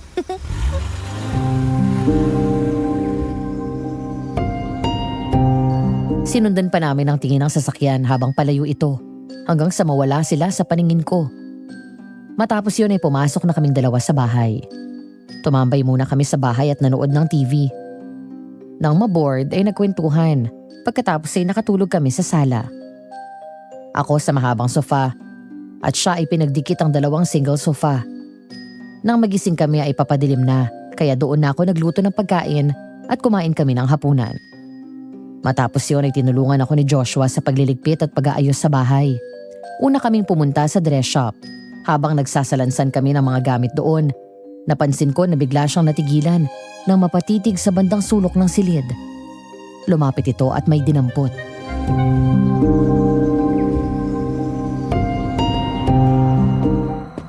Mary, sa'yo to. Ha? Saan mo nakita yan? Dito, sa sulok. Paano nangyari yun? Ang alin? 2 beses na namin tinapon yan. Ako pa mismo nag-abot ng manika na yan sa basurero. Paano nakabalik yan dito? Joshua! Hinawakan ng mahigpit ni Joshua ang kamay ko. Saka ako tinago sa likod niya. Alauna pa lang ng hapon at tirik na tirik ang sikat ng araw. Pero nanlamig ang pawis ko at nangalisag ang balahibo sa buong katawan ko. Alam ko na ang multo ng batang babae na naman ang may gawa nito. Mahigpit akong humawak sa damit ni Joshua nang iangat nito ang kamay niya at hinawakan ng pinto ng aparador. Huwag mong buksan. Siguradong yung multo na naman yan. Baka saktan ka niya. Hindi niya tayo masasaktan. Espiritu lang siya. Ibang multo na yan. Kaya niyang manakit. Nahila nga niya ako nung huling beses na nagpakita siya sa akin. Saan niyo ba ulit nakuha ang aparador na to? Sa raffle. Napanalunan namin yan. Bakit? Pamilyar sa akin. Parang nakita ko na to kung saan. Hindi kita mapapatawad! Magpapayag ka! Isasama kita sa impyerno! Nagulat kami ni Joshua nang biglang bumukas ang pinto ng aparador at tumambad sa amin ang multo ng batang babae. Wala nang laman ang loob nito kaya kitang-kita namin siya. Pero hindi gaya ng una siyang nagpakita sa akin na tumatakbo. Ngayon ay nakabigti siya sa isang lubid at may hawak na manika. Ang manika na kanina lang ay nakita ni Joshua at paulit-ulit na bumabalik doon. Hindi. Hindi to totoo. Anong akala mo? Ligtas ka na sa kasalanan mo? Hindi mo ako matatakasan! Magpapayag ka! Hindi ako natatakot sa'yo. Demonyo ka! Mamatay ka na! Wag! Tama na, kuya! Nasasaktan po ako! Kinuha ni Joshua ang crucifix na gawa sa kahoy. Pagkatapos ay binalabag nito ang 2 pinto at sinuksok yun sa hawakan ng aparador. Dahil doon ay muling umuga ng malakas ang aparador. Gulat at takang-taka ko na sinundan siya ng tingin nang nagmamadaling lumabas at may hinanap. Maya-maya ay bumalik ito na may dalang palakol. Nagulat ako nang makita ang kakaibang galit sa kanyang mga mata. Pagkatapos ay pinalakol ang aparador. Paulit-ulit hanggang masira ito. Habang nangyayari yon ay patuloy ang sigaw ng multo ng bata sa loob. Nang mawasak ang aparador ay tuluyan ng tumahimik ang paligid. Papalitan ko na lang ng bagong aparador niyo. Hindi dapat nandito to dahil may demonyong namamahay dyan. Hanggat nandito to, hindi niya kayo patatahimikin. Kilala mo ang multo? Sandali, tatawag lang ako na magtatapon nito. Joshua, sandali! Joshua! Aakyat na dapat ako sa kwarto na tinutuluyan ko doon sa bahay ni Joshua nang matigilan ako matapos ko siyang matanaw. Nasa dining area ito at nakaupo habang umiinom ng alak. Hindi ko masyadong nakikita ang mukha niya dahil sa distansya namin. Pero alam ko na malalim ang iniisip niya. Kaya naman pinuntahan ko siya sa halip na umakyat sa taas.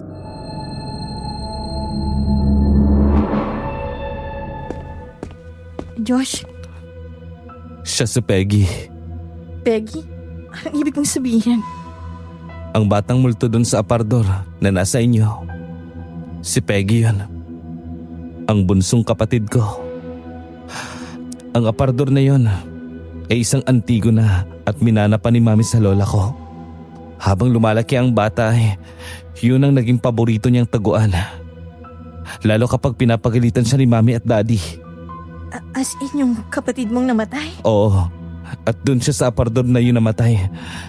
Nung bagong dating ako dito at naroon ako sa inyo, nakilala ko kagad yung aparador na yun. Nag-iisang disenyo na yun dahil ang lola daw mismo ni mami ang nagdisenyo nun. Nung matapos mag-imbestiga sa pagkamatay ni Peggy, tinapon na yun ni Uncle Nolan. Hindi niya daw alam kung sino nakadampot. At ayun nga, for some weird reason, yun daw ay nabili ng organizer ng raffle sa isang antique shop. Pasensya na kung hindi ko nasabi kaagad. Natakot ako na makita ko yun. At hanggat maaari, ayoko na pag-usapan ng batang yun. Inabot niya sa akin ang isang picture. Kinilabutan ako nang makita ko yun. Naroon si Peggy sa larawan.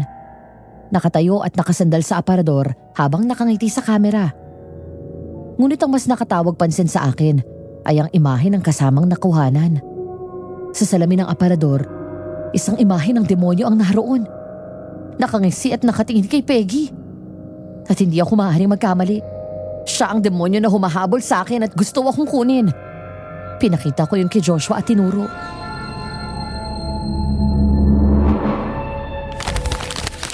Nakita mo na to? Oo, Ganito eksakto ang itsura ng aswang na umahabol sa akin. Bakit nagmumulto si Peggy? Naalala ko ang sinabi niya na hindi ka daw niya mapapatawad. mas mabuti pa na wag na natin pag-usapan yun. Sira na yung aparador. Hindi na kayo magagambala nun. Naka-order na rin ako ng kapalit. Ako na ang bahalang magpaliwanag sa mama mo pagbalik nila. Halika, doon tayo sa opisina. Marami pa tayong gagawin. Josh, sandali. Bakit? Natatakot pa rin ako. Ilang beses nang sinabi ng aswang na yun na isasama niya ako. Ganon din si Peggy. Paano kung bumalik sila? Hindi ako papayag na masaktan kanila. Mula ngayon, babantayin kita. Kung kailangan hindi ako mawala ang tingin ko sa'yo, gagawin ko. Hindi ko rin alam kung bakit ikaw ang ginugulo ni Peggy ngayon. Pero hindi ko hahayaan na patuloy kang madami sa nangyayari sa pamilya ko. Ano ba talagang totoong nangyari noon? Kapag handa na ako, sasabihin ko rin sa'yo. Basta ito ang pangako ko. Poprotektahan kita kahit ano man ang mangyari. Salamat. Sa unang pagkakataon kanina, mula nang guluhin ako ng multo ni Peggy, hindi ko naramdaman ang takot ngayong kasama ko si Joshua. Kinuha niya ang kamay ko at hinalikan ang likod nito. Ngumiti lang ako at hinayaan siyang maglambing sa akin. Sinungaling ako kapag sinabi ko na hindi ko gusto si Joshua. Mabait siya at gentleman. Higit sa lahat ay malaki ang respeto niya kay mama. Buti pala, umuwi ako dito sa atin. Kung hindi tayo nagkita ulit. Ako rin. Akalain mo yun? Dito lang pala ako makakahanap ng trabaho. Tapos ikaw pang naging boss ko. Boss na niligawan agad ang sekretarya niya. Biniling ka pa naman sa akin, Jim. Bantahin daw kita. Baka sabihin niya, bantay sa lakay ang ginawa ko. Huwag mong isipin yan si kuya. Ang mabuti pa, tama na yan. Baka maparami ka ng inom. Magka-hangover ka pa. Akin na yung baso mo. Sige na, mauna ka na sa taas. Magdo-double check pa ako ng mga pinto at bintana kung nakalak. Hindi ko alam kung anong oras eksakto nangyari yon. Ang naalala ko lang ng gabing yon, nasa kalagitnaan na ako ng pagtulog. Nang may maramdaman ako na sumampa sa kama. Dumilat ako at lumingon sa buong kwarto. Pero wala akong nakitang kahit sino doon. Pero ang labis na pinagtataka ko ay bukas ang pinto. Samantalang natatandaan ko na sinarado ko yon bago ako mahiga. Kaya bumangon ako para lang isarado yon at muling bumalik sa pagtulog. Hanggang sa magulat na lang ako nang mula sa paanan ko ay may biglang humila ng kumot ko. Nanlaki ang mga mata ko nang mula sa paanan ng kama ay dahan-dahang tumayo ang aswang na mukhang demonyo. Bigla akong bumangon at akmang bababa nang tumalon nito papalapit, sabay takip ng bibig ko. Agad umaagos ang luha ko sa sobrang takot habang nakikita ng malapitan ang nakakakilabot nitong mukha.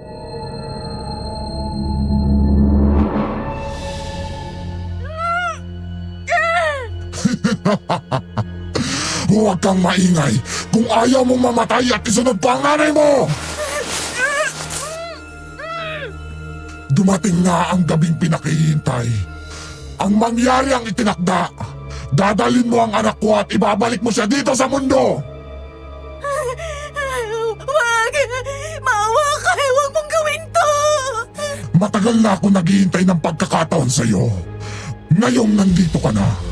Hindi ka na makakawala pa mula sa kamay ko! Napaiyak ako ng malakas at muli nitong tinakpan ang bibig ko. Saka sumenyas na huwag akong maingay. Inalis niya ang kamay sa bibig ko at pumwesto sa bandang ibaba ng kama. Pagkatapos biglang hinila ang paa ko. Doon ako nakakuha ng tiyempo at sinipa ko siya ng malakas sa mukha. Sabay talon pababa ng kama. Bumalik ka dito! Joshua, tulong! Hindi ka makakatakas sa akin! Bitiwan mo ako!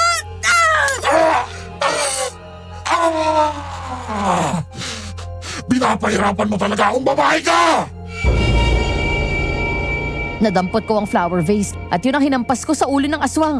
Matapos akong sunggaban ito sa buhok, sabay sipa ulit ng malakas sa kanya. Eksaktong paglabas ko ng kwarto, humahangos na dumating si Joshua. Hawak ang isang baril. Sinalubong niya ako at agad na tinago sa kanyang likod. Pagkatapos sunod-sunod na pinaputokan ito. Sige! Tingnan ko ang tapang mo! Pag-alamero! Papatayin kitang hayop ka! Ah! Tumatakas siya! Hoy! Bumalik ka dito! Mabilis na tumakbo ang aswang pababa ng second floor at agad namin siyang hinabol. Mula doon ay nakita namin siyang tumakbo, papunta sa kusina at lumabas sa pinto doon. Nang sundan namin ang aswang ay mabilis itong nawala na parabang nilamon ng kadiliman ng gabi. Naghanap pa kami sa paligid, pero nawala na talaga to. Pagbalik namin sa loob ay mabilis akong nilapitan ni Joshua na puno ng pag-aalala. Mary, sinaktan ka ba niya? Ginalo ka ba niya? Hindi niya ako nagalaw. Nakalaban ako sa kanya. Thank God. Mabuti na lang at hindi pa ako natutulog. Narinig ko kaagad ang sigaw mo. May sinabi ba yung aswang na yun? Ipagbubuntis ko daw ang anak niya at ibabalik sa mundo. Sabi pa niya, matagal na daw siyang naghihintay ng pagkakataon. At alam niyang exit point dito sa bahay niyo. Kung matagal na siya naghihintay sa'yo, ibig sabihin, nasa paligid lang natin siya. Pero sa ngayon, mas mabuti pa doon ka na matulog sa kwarto ko.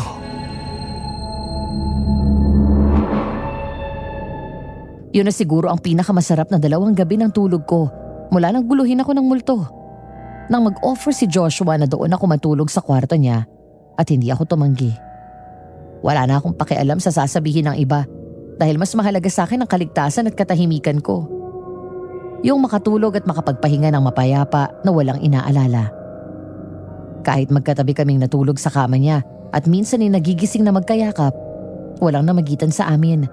Kahit ang halikan ako sa labi ay hindi siya nagtangka. Dahil doon ay mas naramdaman ko na safe ako kapag siya ang kasama ko. Nang umagang yon, nagising ako at nadatnan siya na nakatagilid ng higa at nakatingin lang sa akin. Napangiti ako nang lumapit siya at hinalikan ako sa noo.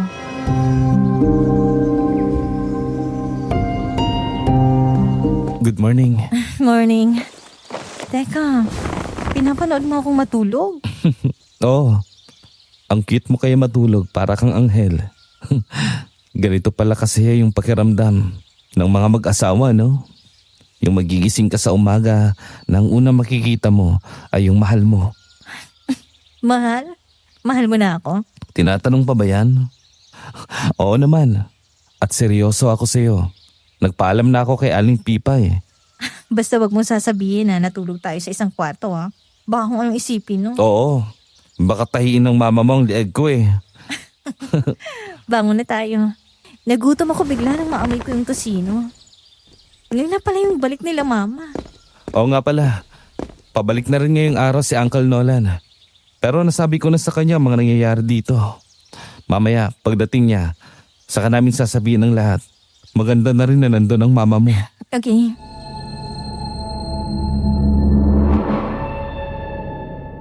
Hapon, bandang 3:00 nang umuwi ako sa bahay kasama si Joshua. Pagdating doon ay naabutan namin na naroon na sila mama. Bukas na ang shop pati ang mga bintana sa labas. Nakita ko pa si Cheryl sa may bintana at kumaway sa amin nang bumaba kami mula sa kotse. Pagpasok namin sa shop, bigla kaming natigilan nang madatnan namin sa loob ang aparador. Ang aparador na sinira ni Joshua ng palakol at tinapon namin sa basurahan. Hayun at buong-buo na namang nakatayo kung saan namin ito kinuha. Walang bahid ng sira kahit na isang galos. Hindi makapaniwala na nagkatinginan kami. Isang bagay na pinagtaka ni Mama. Hindi maalis ang tingin namin doon nang nagmano kami.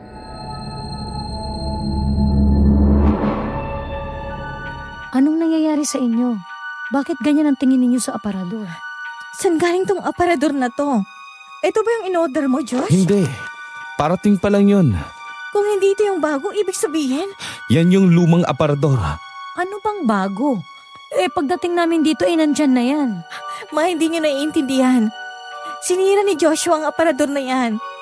Dahil ng araw na umalis kayo, tumambay pa kaming dalawa dito sa bahay. At nung gabi habang nagliligpit kami dito, nagpakita yung batang multo. Mama, si Peggy yung multo, yung kapatid ni Joshua na namatay. At itong aparador na to, pag-aari nila dati na tinapon na nila, matagal na. Diyan namatay si Peggy. Yun ang dahilan kaya siya nagmumulto. Nakalimutan niyo na ba? Di ba natagpuan ang katawan niya sa loob ng aparador? Panginoon na mahabagin. Hindi maaari to ang anak ng Diablo. Oh, Mama, anong sabi mo? Anak ng Diablo? Ang batang yun ay hindi mo kapatid, Joshua. Anong ibig niyo pong sabihin? Si Peg ay anak ng mami mo sa aswang na yun. Yung aswang na gustong kumuha kay Mary. Bata ka pa nun. Wala ang daddy mo at pumunta sa Maynila. Ang kwento sa akin ng mami mo, habang natutulog ay pinasok siya ng aswang at pinagsamantalahan. Dahil siya daw ang nakatakdang magdalang taon ng kanyang anak. At nangyari nga, nabuntis siya at inakala ng daddy mo na siya ang ama. Hanggang sa ipinanak niya si Peggy. Kaya pala malayo ang loob ni Mami kay Peggy. Hindi tao ang batang yun, kung hindi anak ng demonyo. Opo, naalala ko po lahat. Tuwang-tuwa siya kapag may sinasaktan siya. Nahuli ko siya minsan na pinaglalaroan niya ang kutsilyo. Tapos nakita na lang ng kasambahay namin na sinasaksak niya yung pusa at tinitikman niyang dugo. At nung gabing namatay si Daddy, nakita ko na naroon ng aswang na yun. Muntik niya yung mapatay si Uncle Nolan. At si Peggy, siya ang pumatay kay Daddy. Ano? Sigurado ka ba? Oo, kitang-kita ko kung paano niya sinaksak si Dad. Dun sa kwarto nila at naliligo ang batang yun sa dugo ni Dad.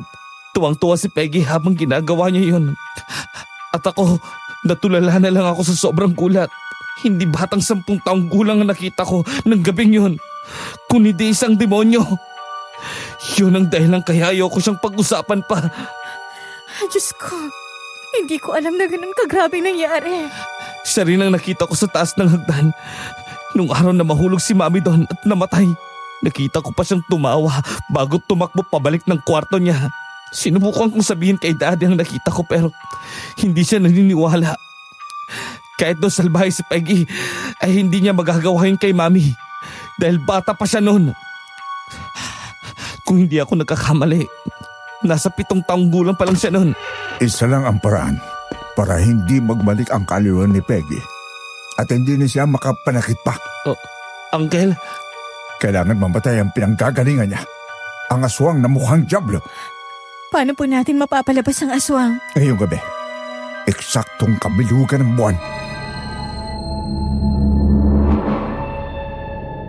Bago mag-alas 6 ng gabi, ay may dumating sa bahay na albularyo. Kakilala pala ito ni Uncle Nolan na tinawagan niya noong nasa Maynila. Siya ang tutulong sa amin para mapalayas ang espiritu ni Peggy. Matapos kumain ng hapunan, ay sinimulan na namin ang paghahanda. Lahat ng mga gamit na pwedeng mabasag, masira o anuman na maaring lumipad at mapanakit ay nilabas muna sa dress shop. Ang tanging armas lang na naroon ay ang bolo at ang krus na kahoy na nauna ko ng ginawang lock ng pinto ng aparador. Nagsindi sila ng insenso at nilagay sa harap ng aparador at nagsindi rin ng kandila. Habang nasa dress shop sila, ako naman ay nasa loob ng kwarto. Ako ang nagsilbing pain at naghihintay sa oras na pagdating ng aswang. Maya-maya ay pumasok si Joshua kaya bumangon ako at naupo.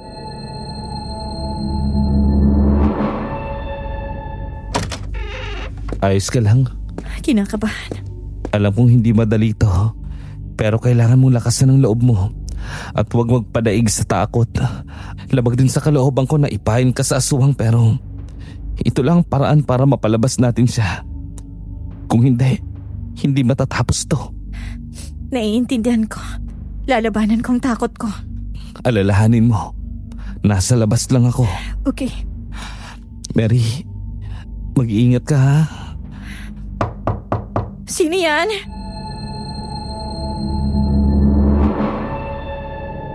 Nagkatinginan kami nang hindi sumagot ang tao sa labas.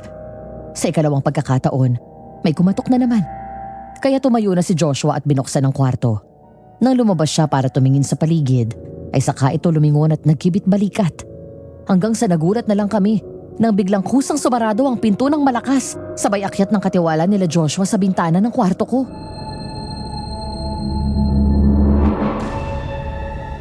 Mang Jo, anong ginagawa niyo dyan?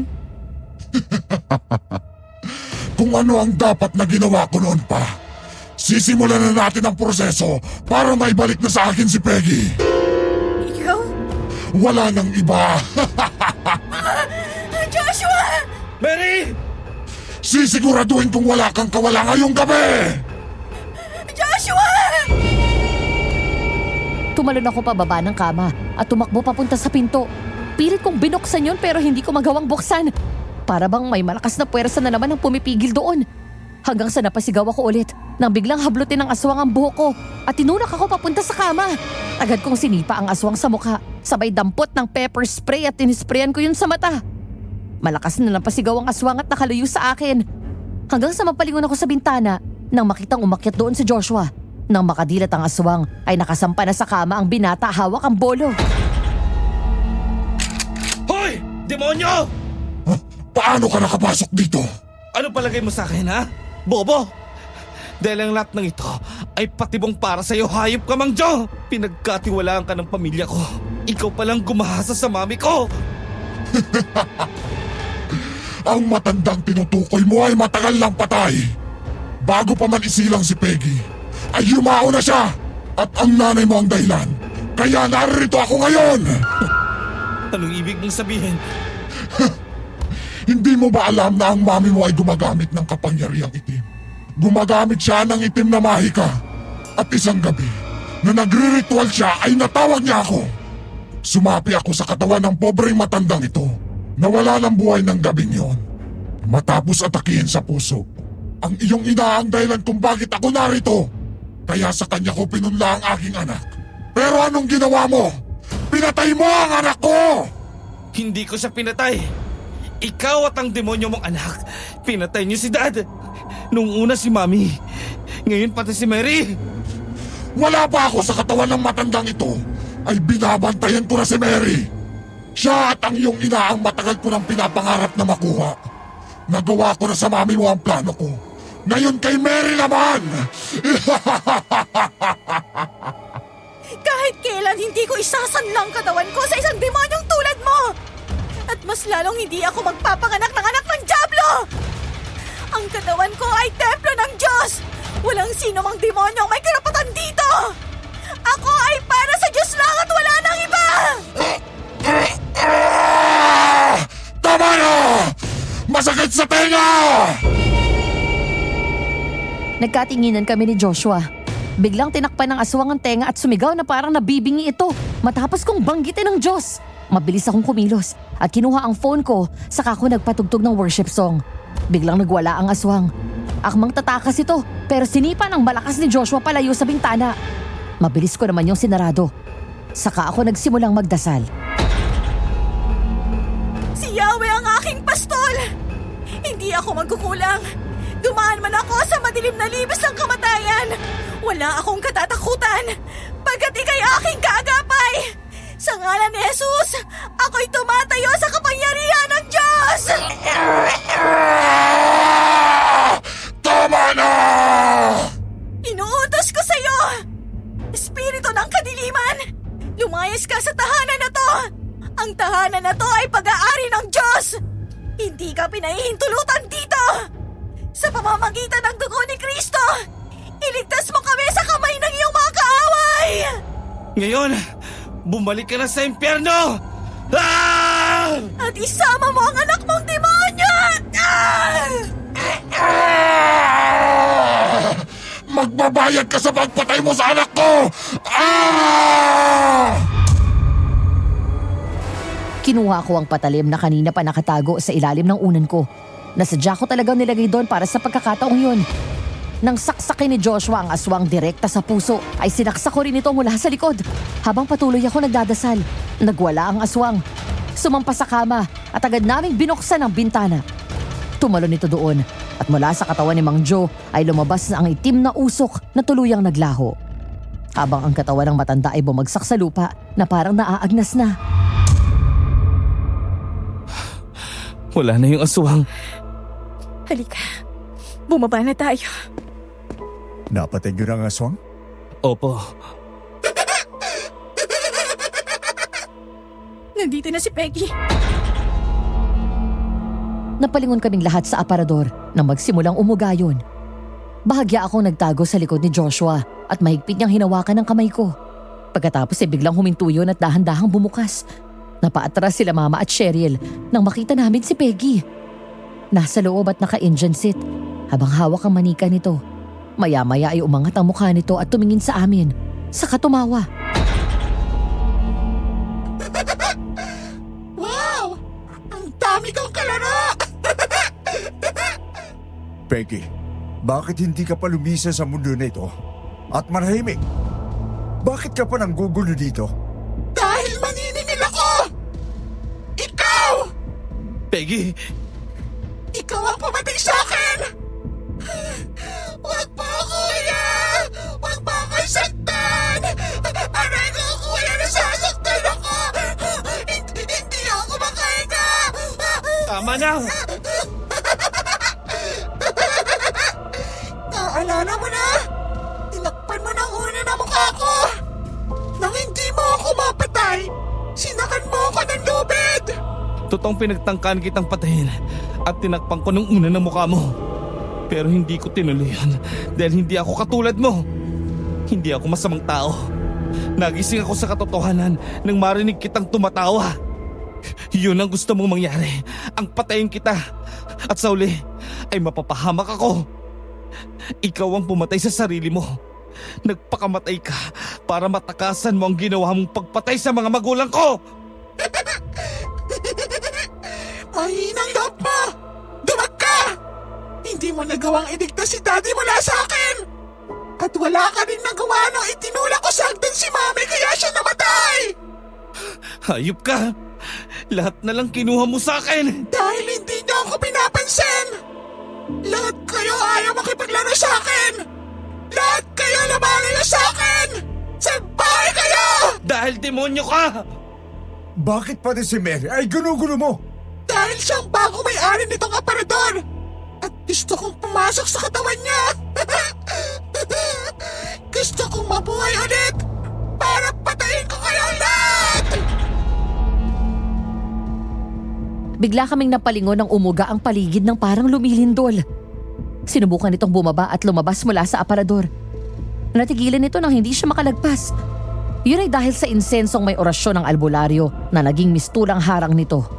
Nagwala si Peggy. Galit na naging demonyo ang mukha. Tinaas nito ang kamay at nagulat na lang kami nang biglang umangat sa sahig si Joshua na hindi makahinga. Ayon sa kanya ay may mahigpit na puwersang sumasakal sa kanya. Nagpumigla siya.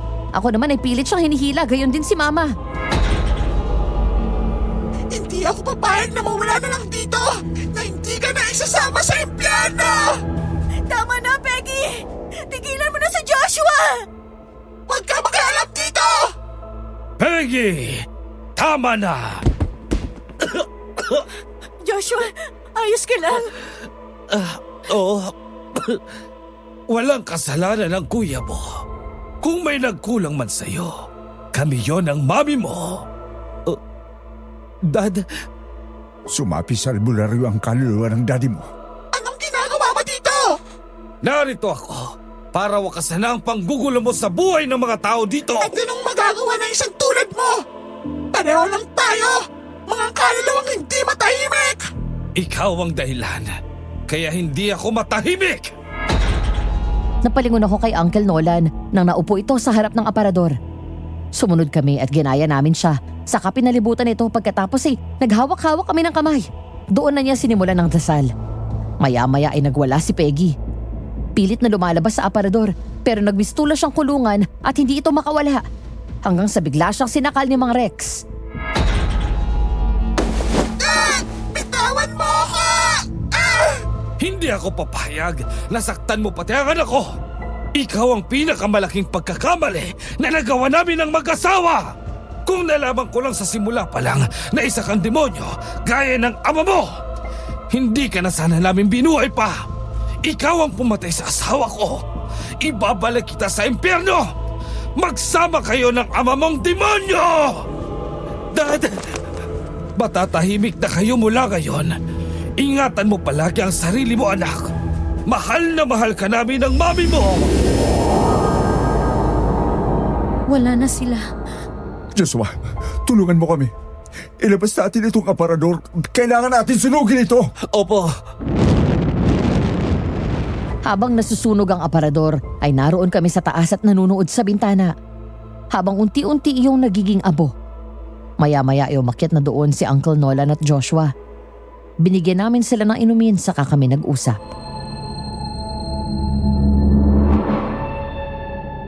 Matalik na magkaibigan kami ng mami mo. Noon pa na mga dalaga kami ay mahilig na yan sa mga misteryosong bagay. Isa sa nakahiligan niya ang kulam at black magic. Hindi ko alam na pinag-aralan na pala niya ito. Hanggang sa makilala niya ang daddy mo at magpakasal sila. At dumating ka. Ang buong akala ko ay nakalimutan na niya yon. Hindi ko akalain na nagpa-practice na pala siya ng black magic. Nang sunod kaming magkita, inamin niya sa akin na may ginawa siyang ritual. Tapos natakot siya, kaya hindi niya na tinuloy. Walang kalamalam ang ate. Nanatawag pala niya ang demonyong yon. Dahil hindi niya tinapos ang ritual, naghanap ng katawan na pamamahayan ng espiritu nito. Hindi namin alam na nagkataon naman na namatay pala si Mang Jo ng araw na yon. Hindi naman kami nagginala dahil wala siyang ipinapakitang kakaiba sa kilos niya. Habang nasa Maynila ang daddy mo, lumapit na lang siya sa akin isang umaga na takot at sinabing para daw siyang may kasiping ng nagdaan na gabi habang natutulog siya. Pero nang magising siya, ay wala naman daw siya nakitang tao. Hanggang sa nangyari, ang kinakatakutan niya, nabuntis siya. Sa takot kay Rex, ay hindi niya sinabi ang nangyari at pinalabas niya ang anak yun ni Rex. At ang batang yun ay si Peggy. Ngunit sa simula pa lang, wala na siyang amor sa bata. Naalala ko na namomroblema si mami sa kanya palagi. Madalas silang napapatawag ni daddy sa school. Kung hindi may kaaway ito, may sinira itong mga halaman o may pinatay na pusa o aso. Ilang beses na rin siyang nananaksak ng kaklase niya gamit ang tinidor sa lunchbox. May isang beses na tinulak niya sa hagdan ng teacher niya. At ganun din ang ginagawa ni Peggy sa mga kasambahay namin. Sinasaktan niya. Minsan ay muntik niyang sunugin yung buhok ng isa. Yung isa naman, na makalingat habang namamalan siya, pinaso niya sa hita. Dahil doon, ay nabansagan siyang devil's child. Dahil sa mga ginagawa ni Peggy, ay madalas siyang pinapagalitan ni mami at daddy. Doon siya sa aparador na yun nagtatago at kinukulong. Minsan nga, Narinig ko yung tumatawa mag-isa at may kinakausap. Papatayin daw niya si Mami. Sinabi ko sa kanila yon pero hindi ako pinansin. At sabi salitang bata lang daw yon. Hanggang sa ginawa na nga niya. Naaalala ko ang mga yan. Grabe, kaya pala ganun siya. Bukas na bukas ay magpapabindisyon tayo. Ipapatawag ko si Pastor para ipagdasal naman itong bahay na mawala ang maligno dito. Ang mabuti pa ay magpahinga na kayo. Pare, pumesto na kayo dyan sa sala. Isang taon na ang lumipas. Mula ng gabing yon ay tuluyan na kaming natahimik. Wala nang multo. Wala na ring aswang. Sinagot ko na rin si Joshua at ngayon nga ay magsasampung buwan ko na siyang nobyo. Naroon kami sa bahay at nanonood ng parada. Parang noong nakaraang taon lang naroon din ako sa bintana na yon at nanonood ng parada. Pero si Mama ang kasama ko. Ngayon, ang boyfriend ko na.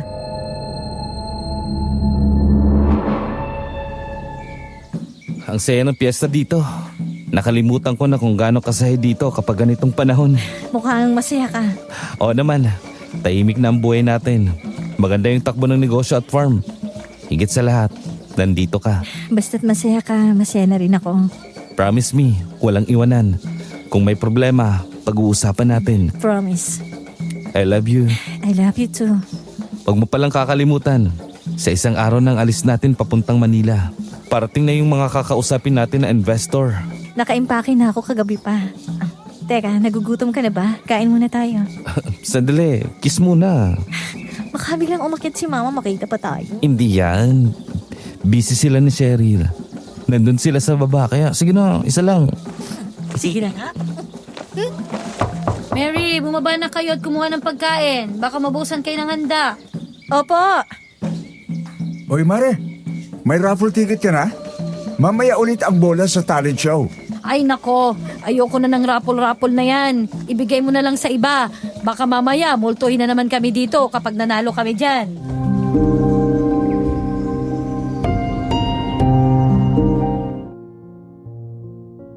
Sa kabila ng tahimik na buhay na meron kami ngayon, nakakalungkot lang na isipin na ang kapalit ng lahat ng ito ay ang buhay at buong pamilya ni Joshua. Ako, nagkataon lang na sa amin napunta ang aparador kaya ako yung naging target ng multo. At nagpapasalamat ako dahil sa amin napunta ito. Dahil napalayas namin ang multo at napatay ang aswang. Wala nang ibang napahamak o nagbuwis ng buhay. Pero isa na rin itong malaking aral sa amin dahil sa nangyari sa mami ni Joshua. Hindi lahat ng mga bagay sa mundo ay inaalam. Ang iba ay mas mainam na manatiling misteryo. Ang lahat ay may limitasyon.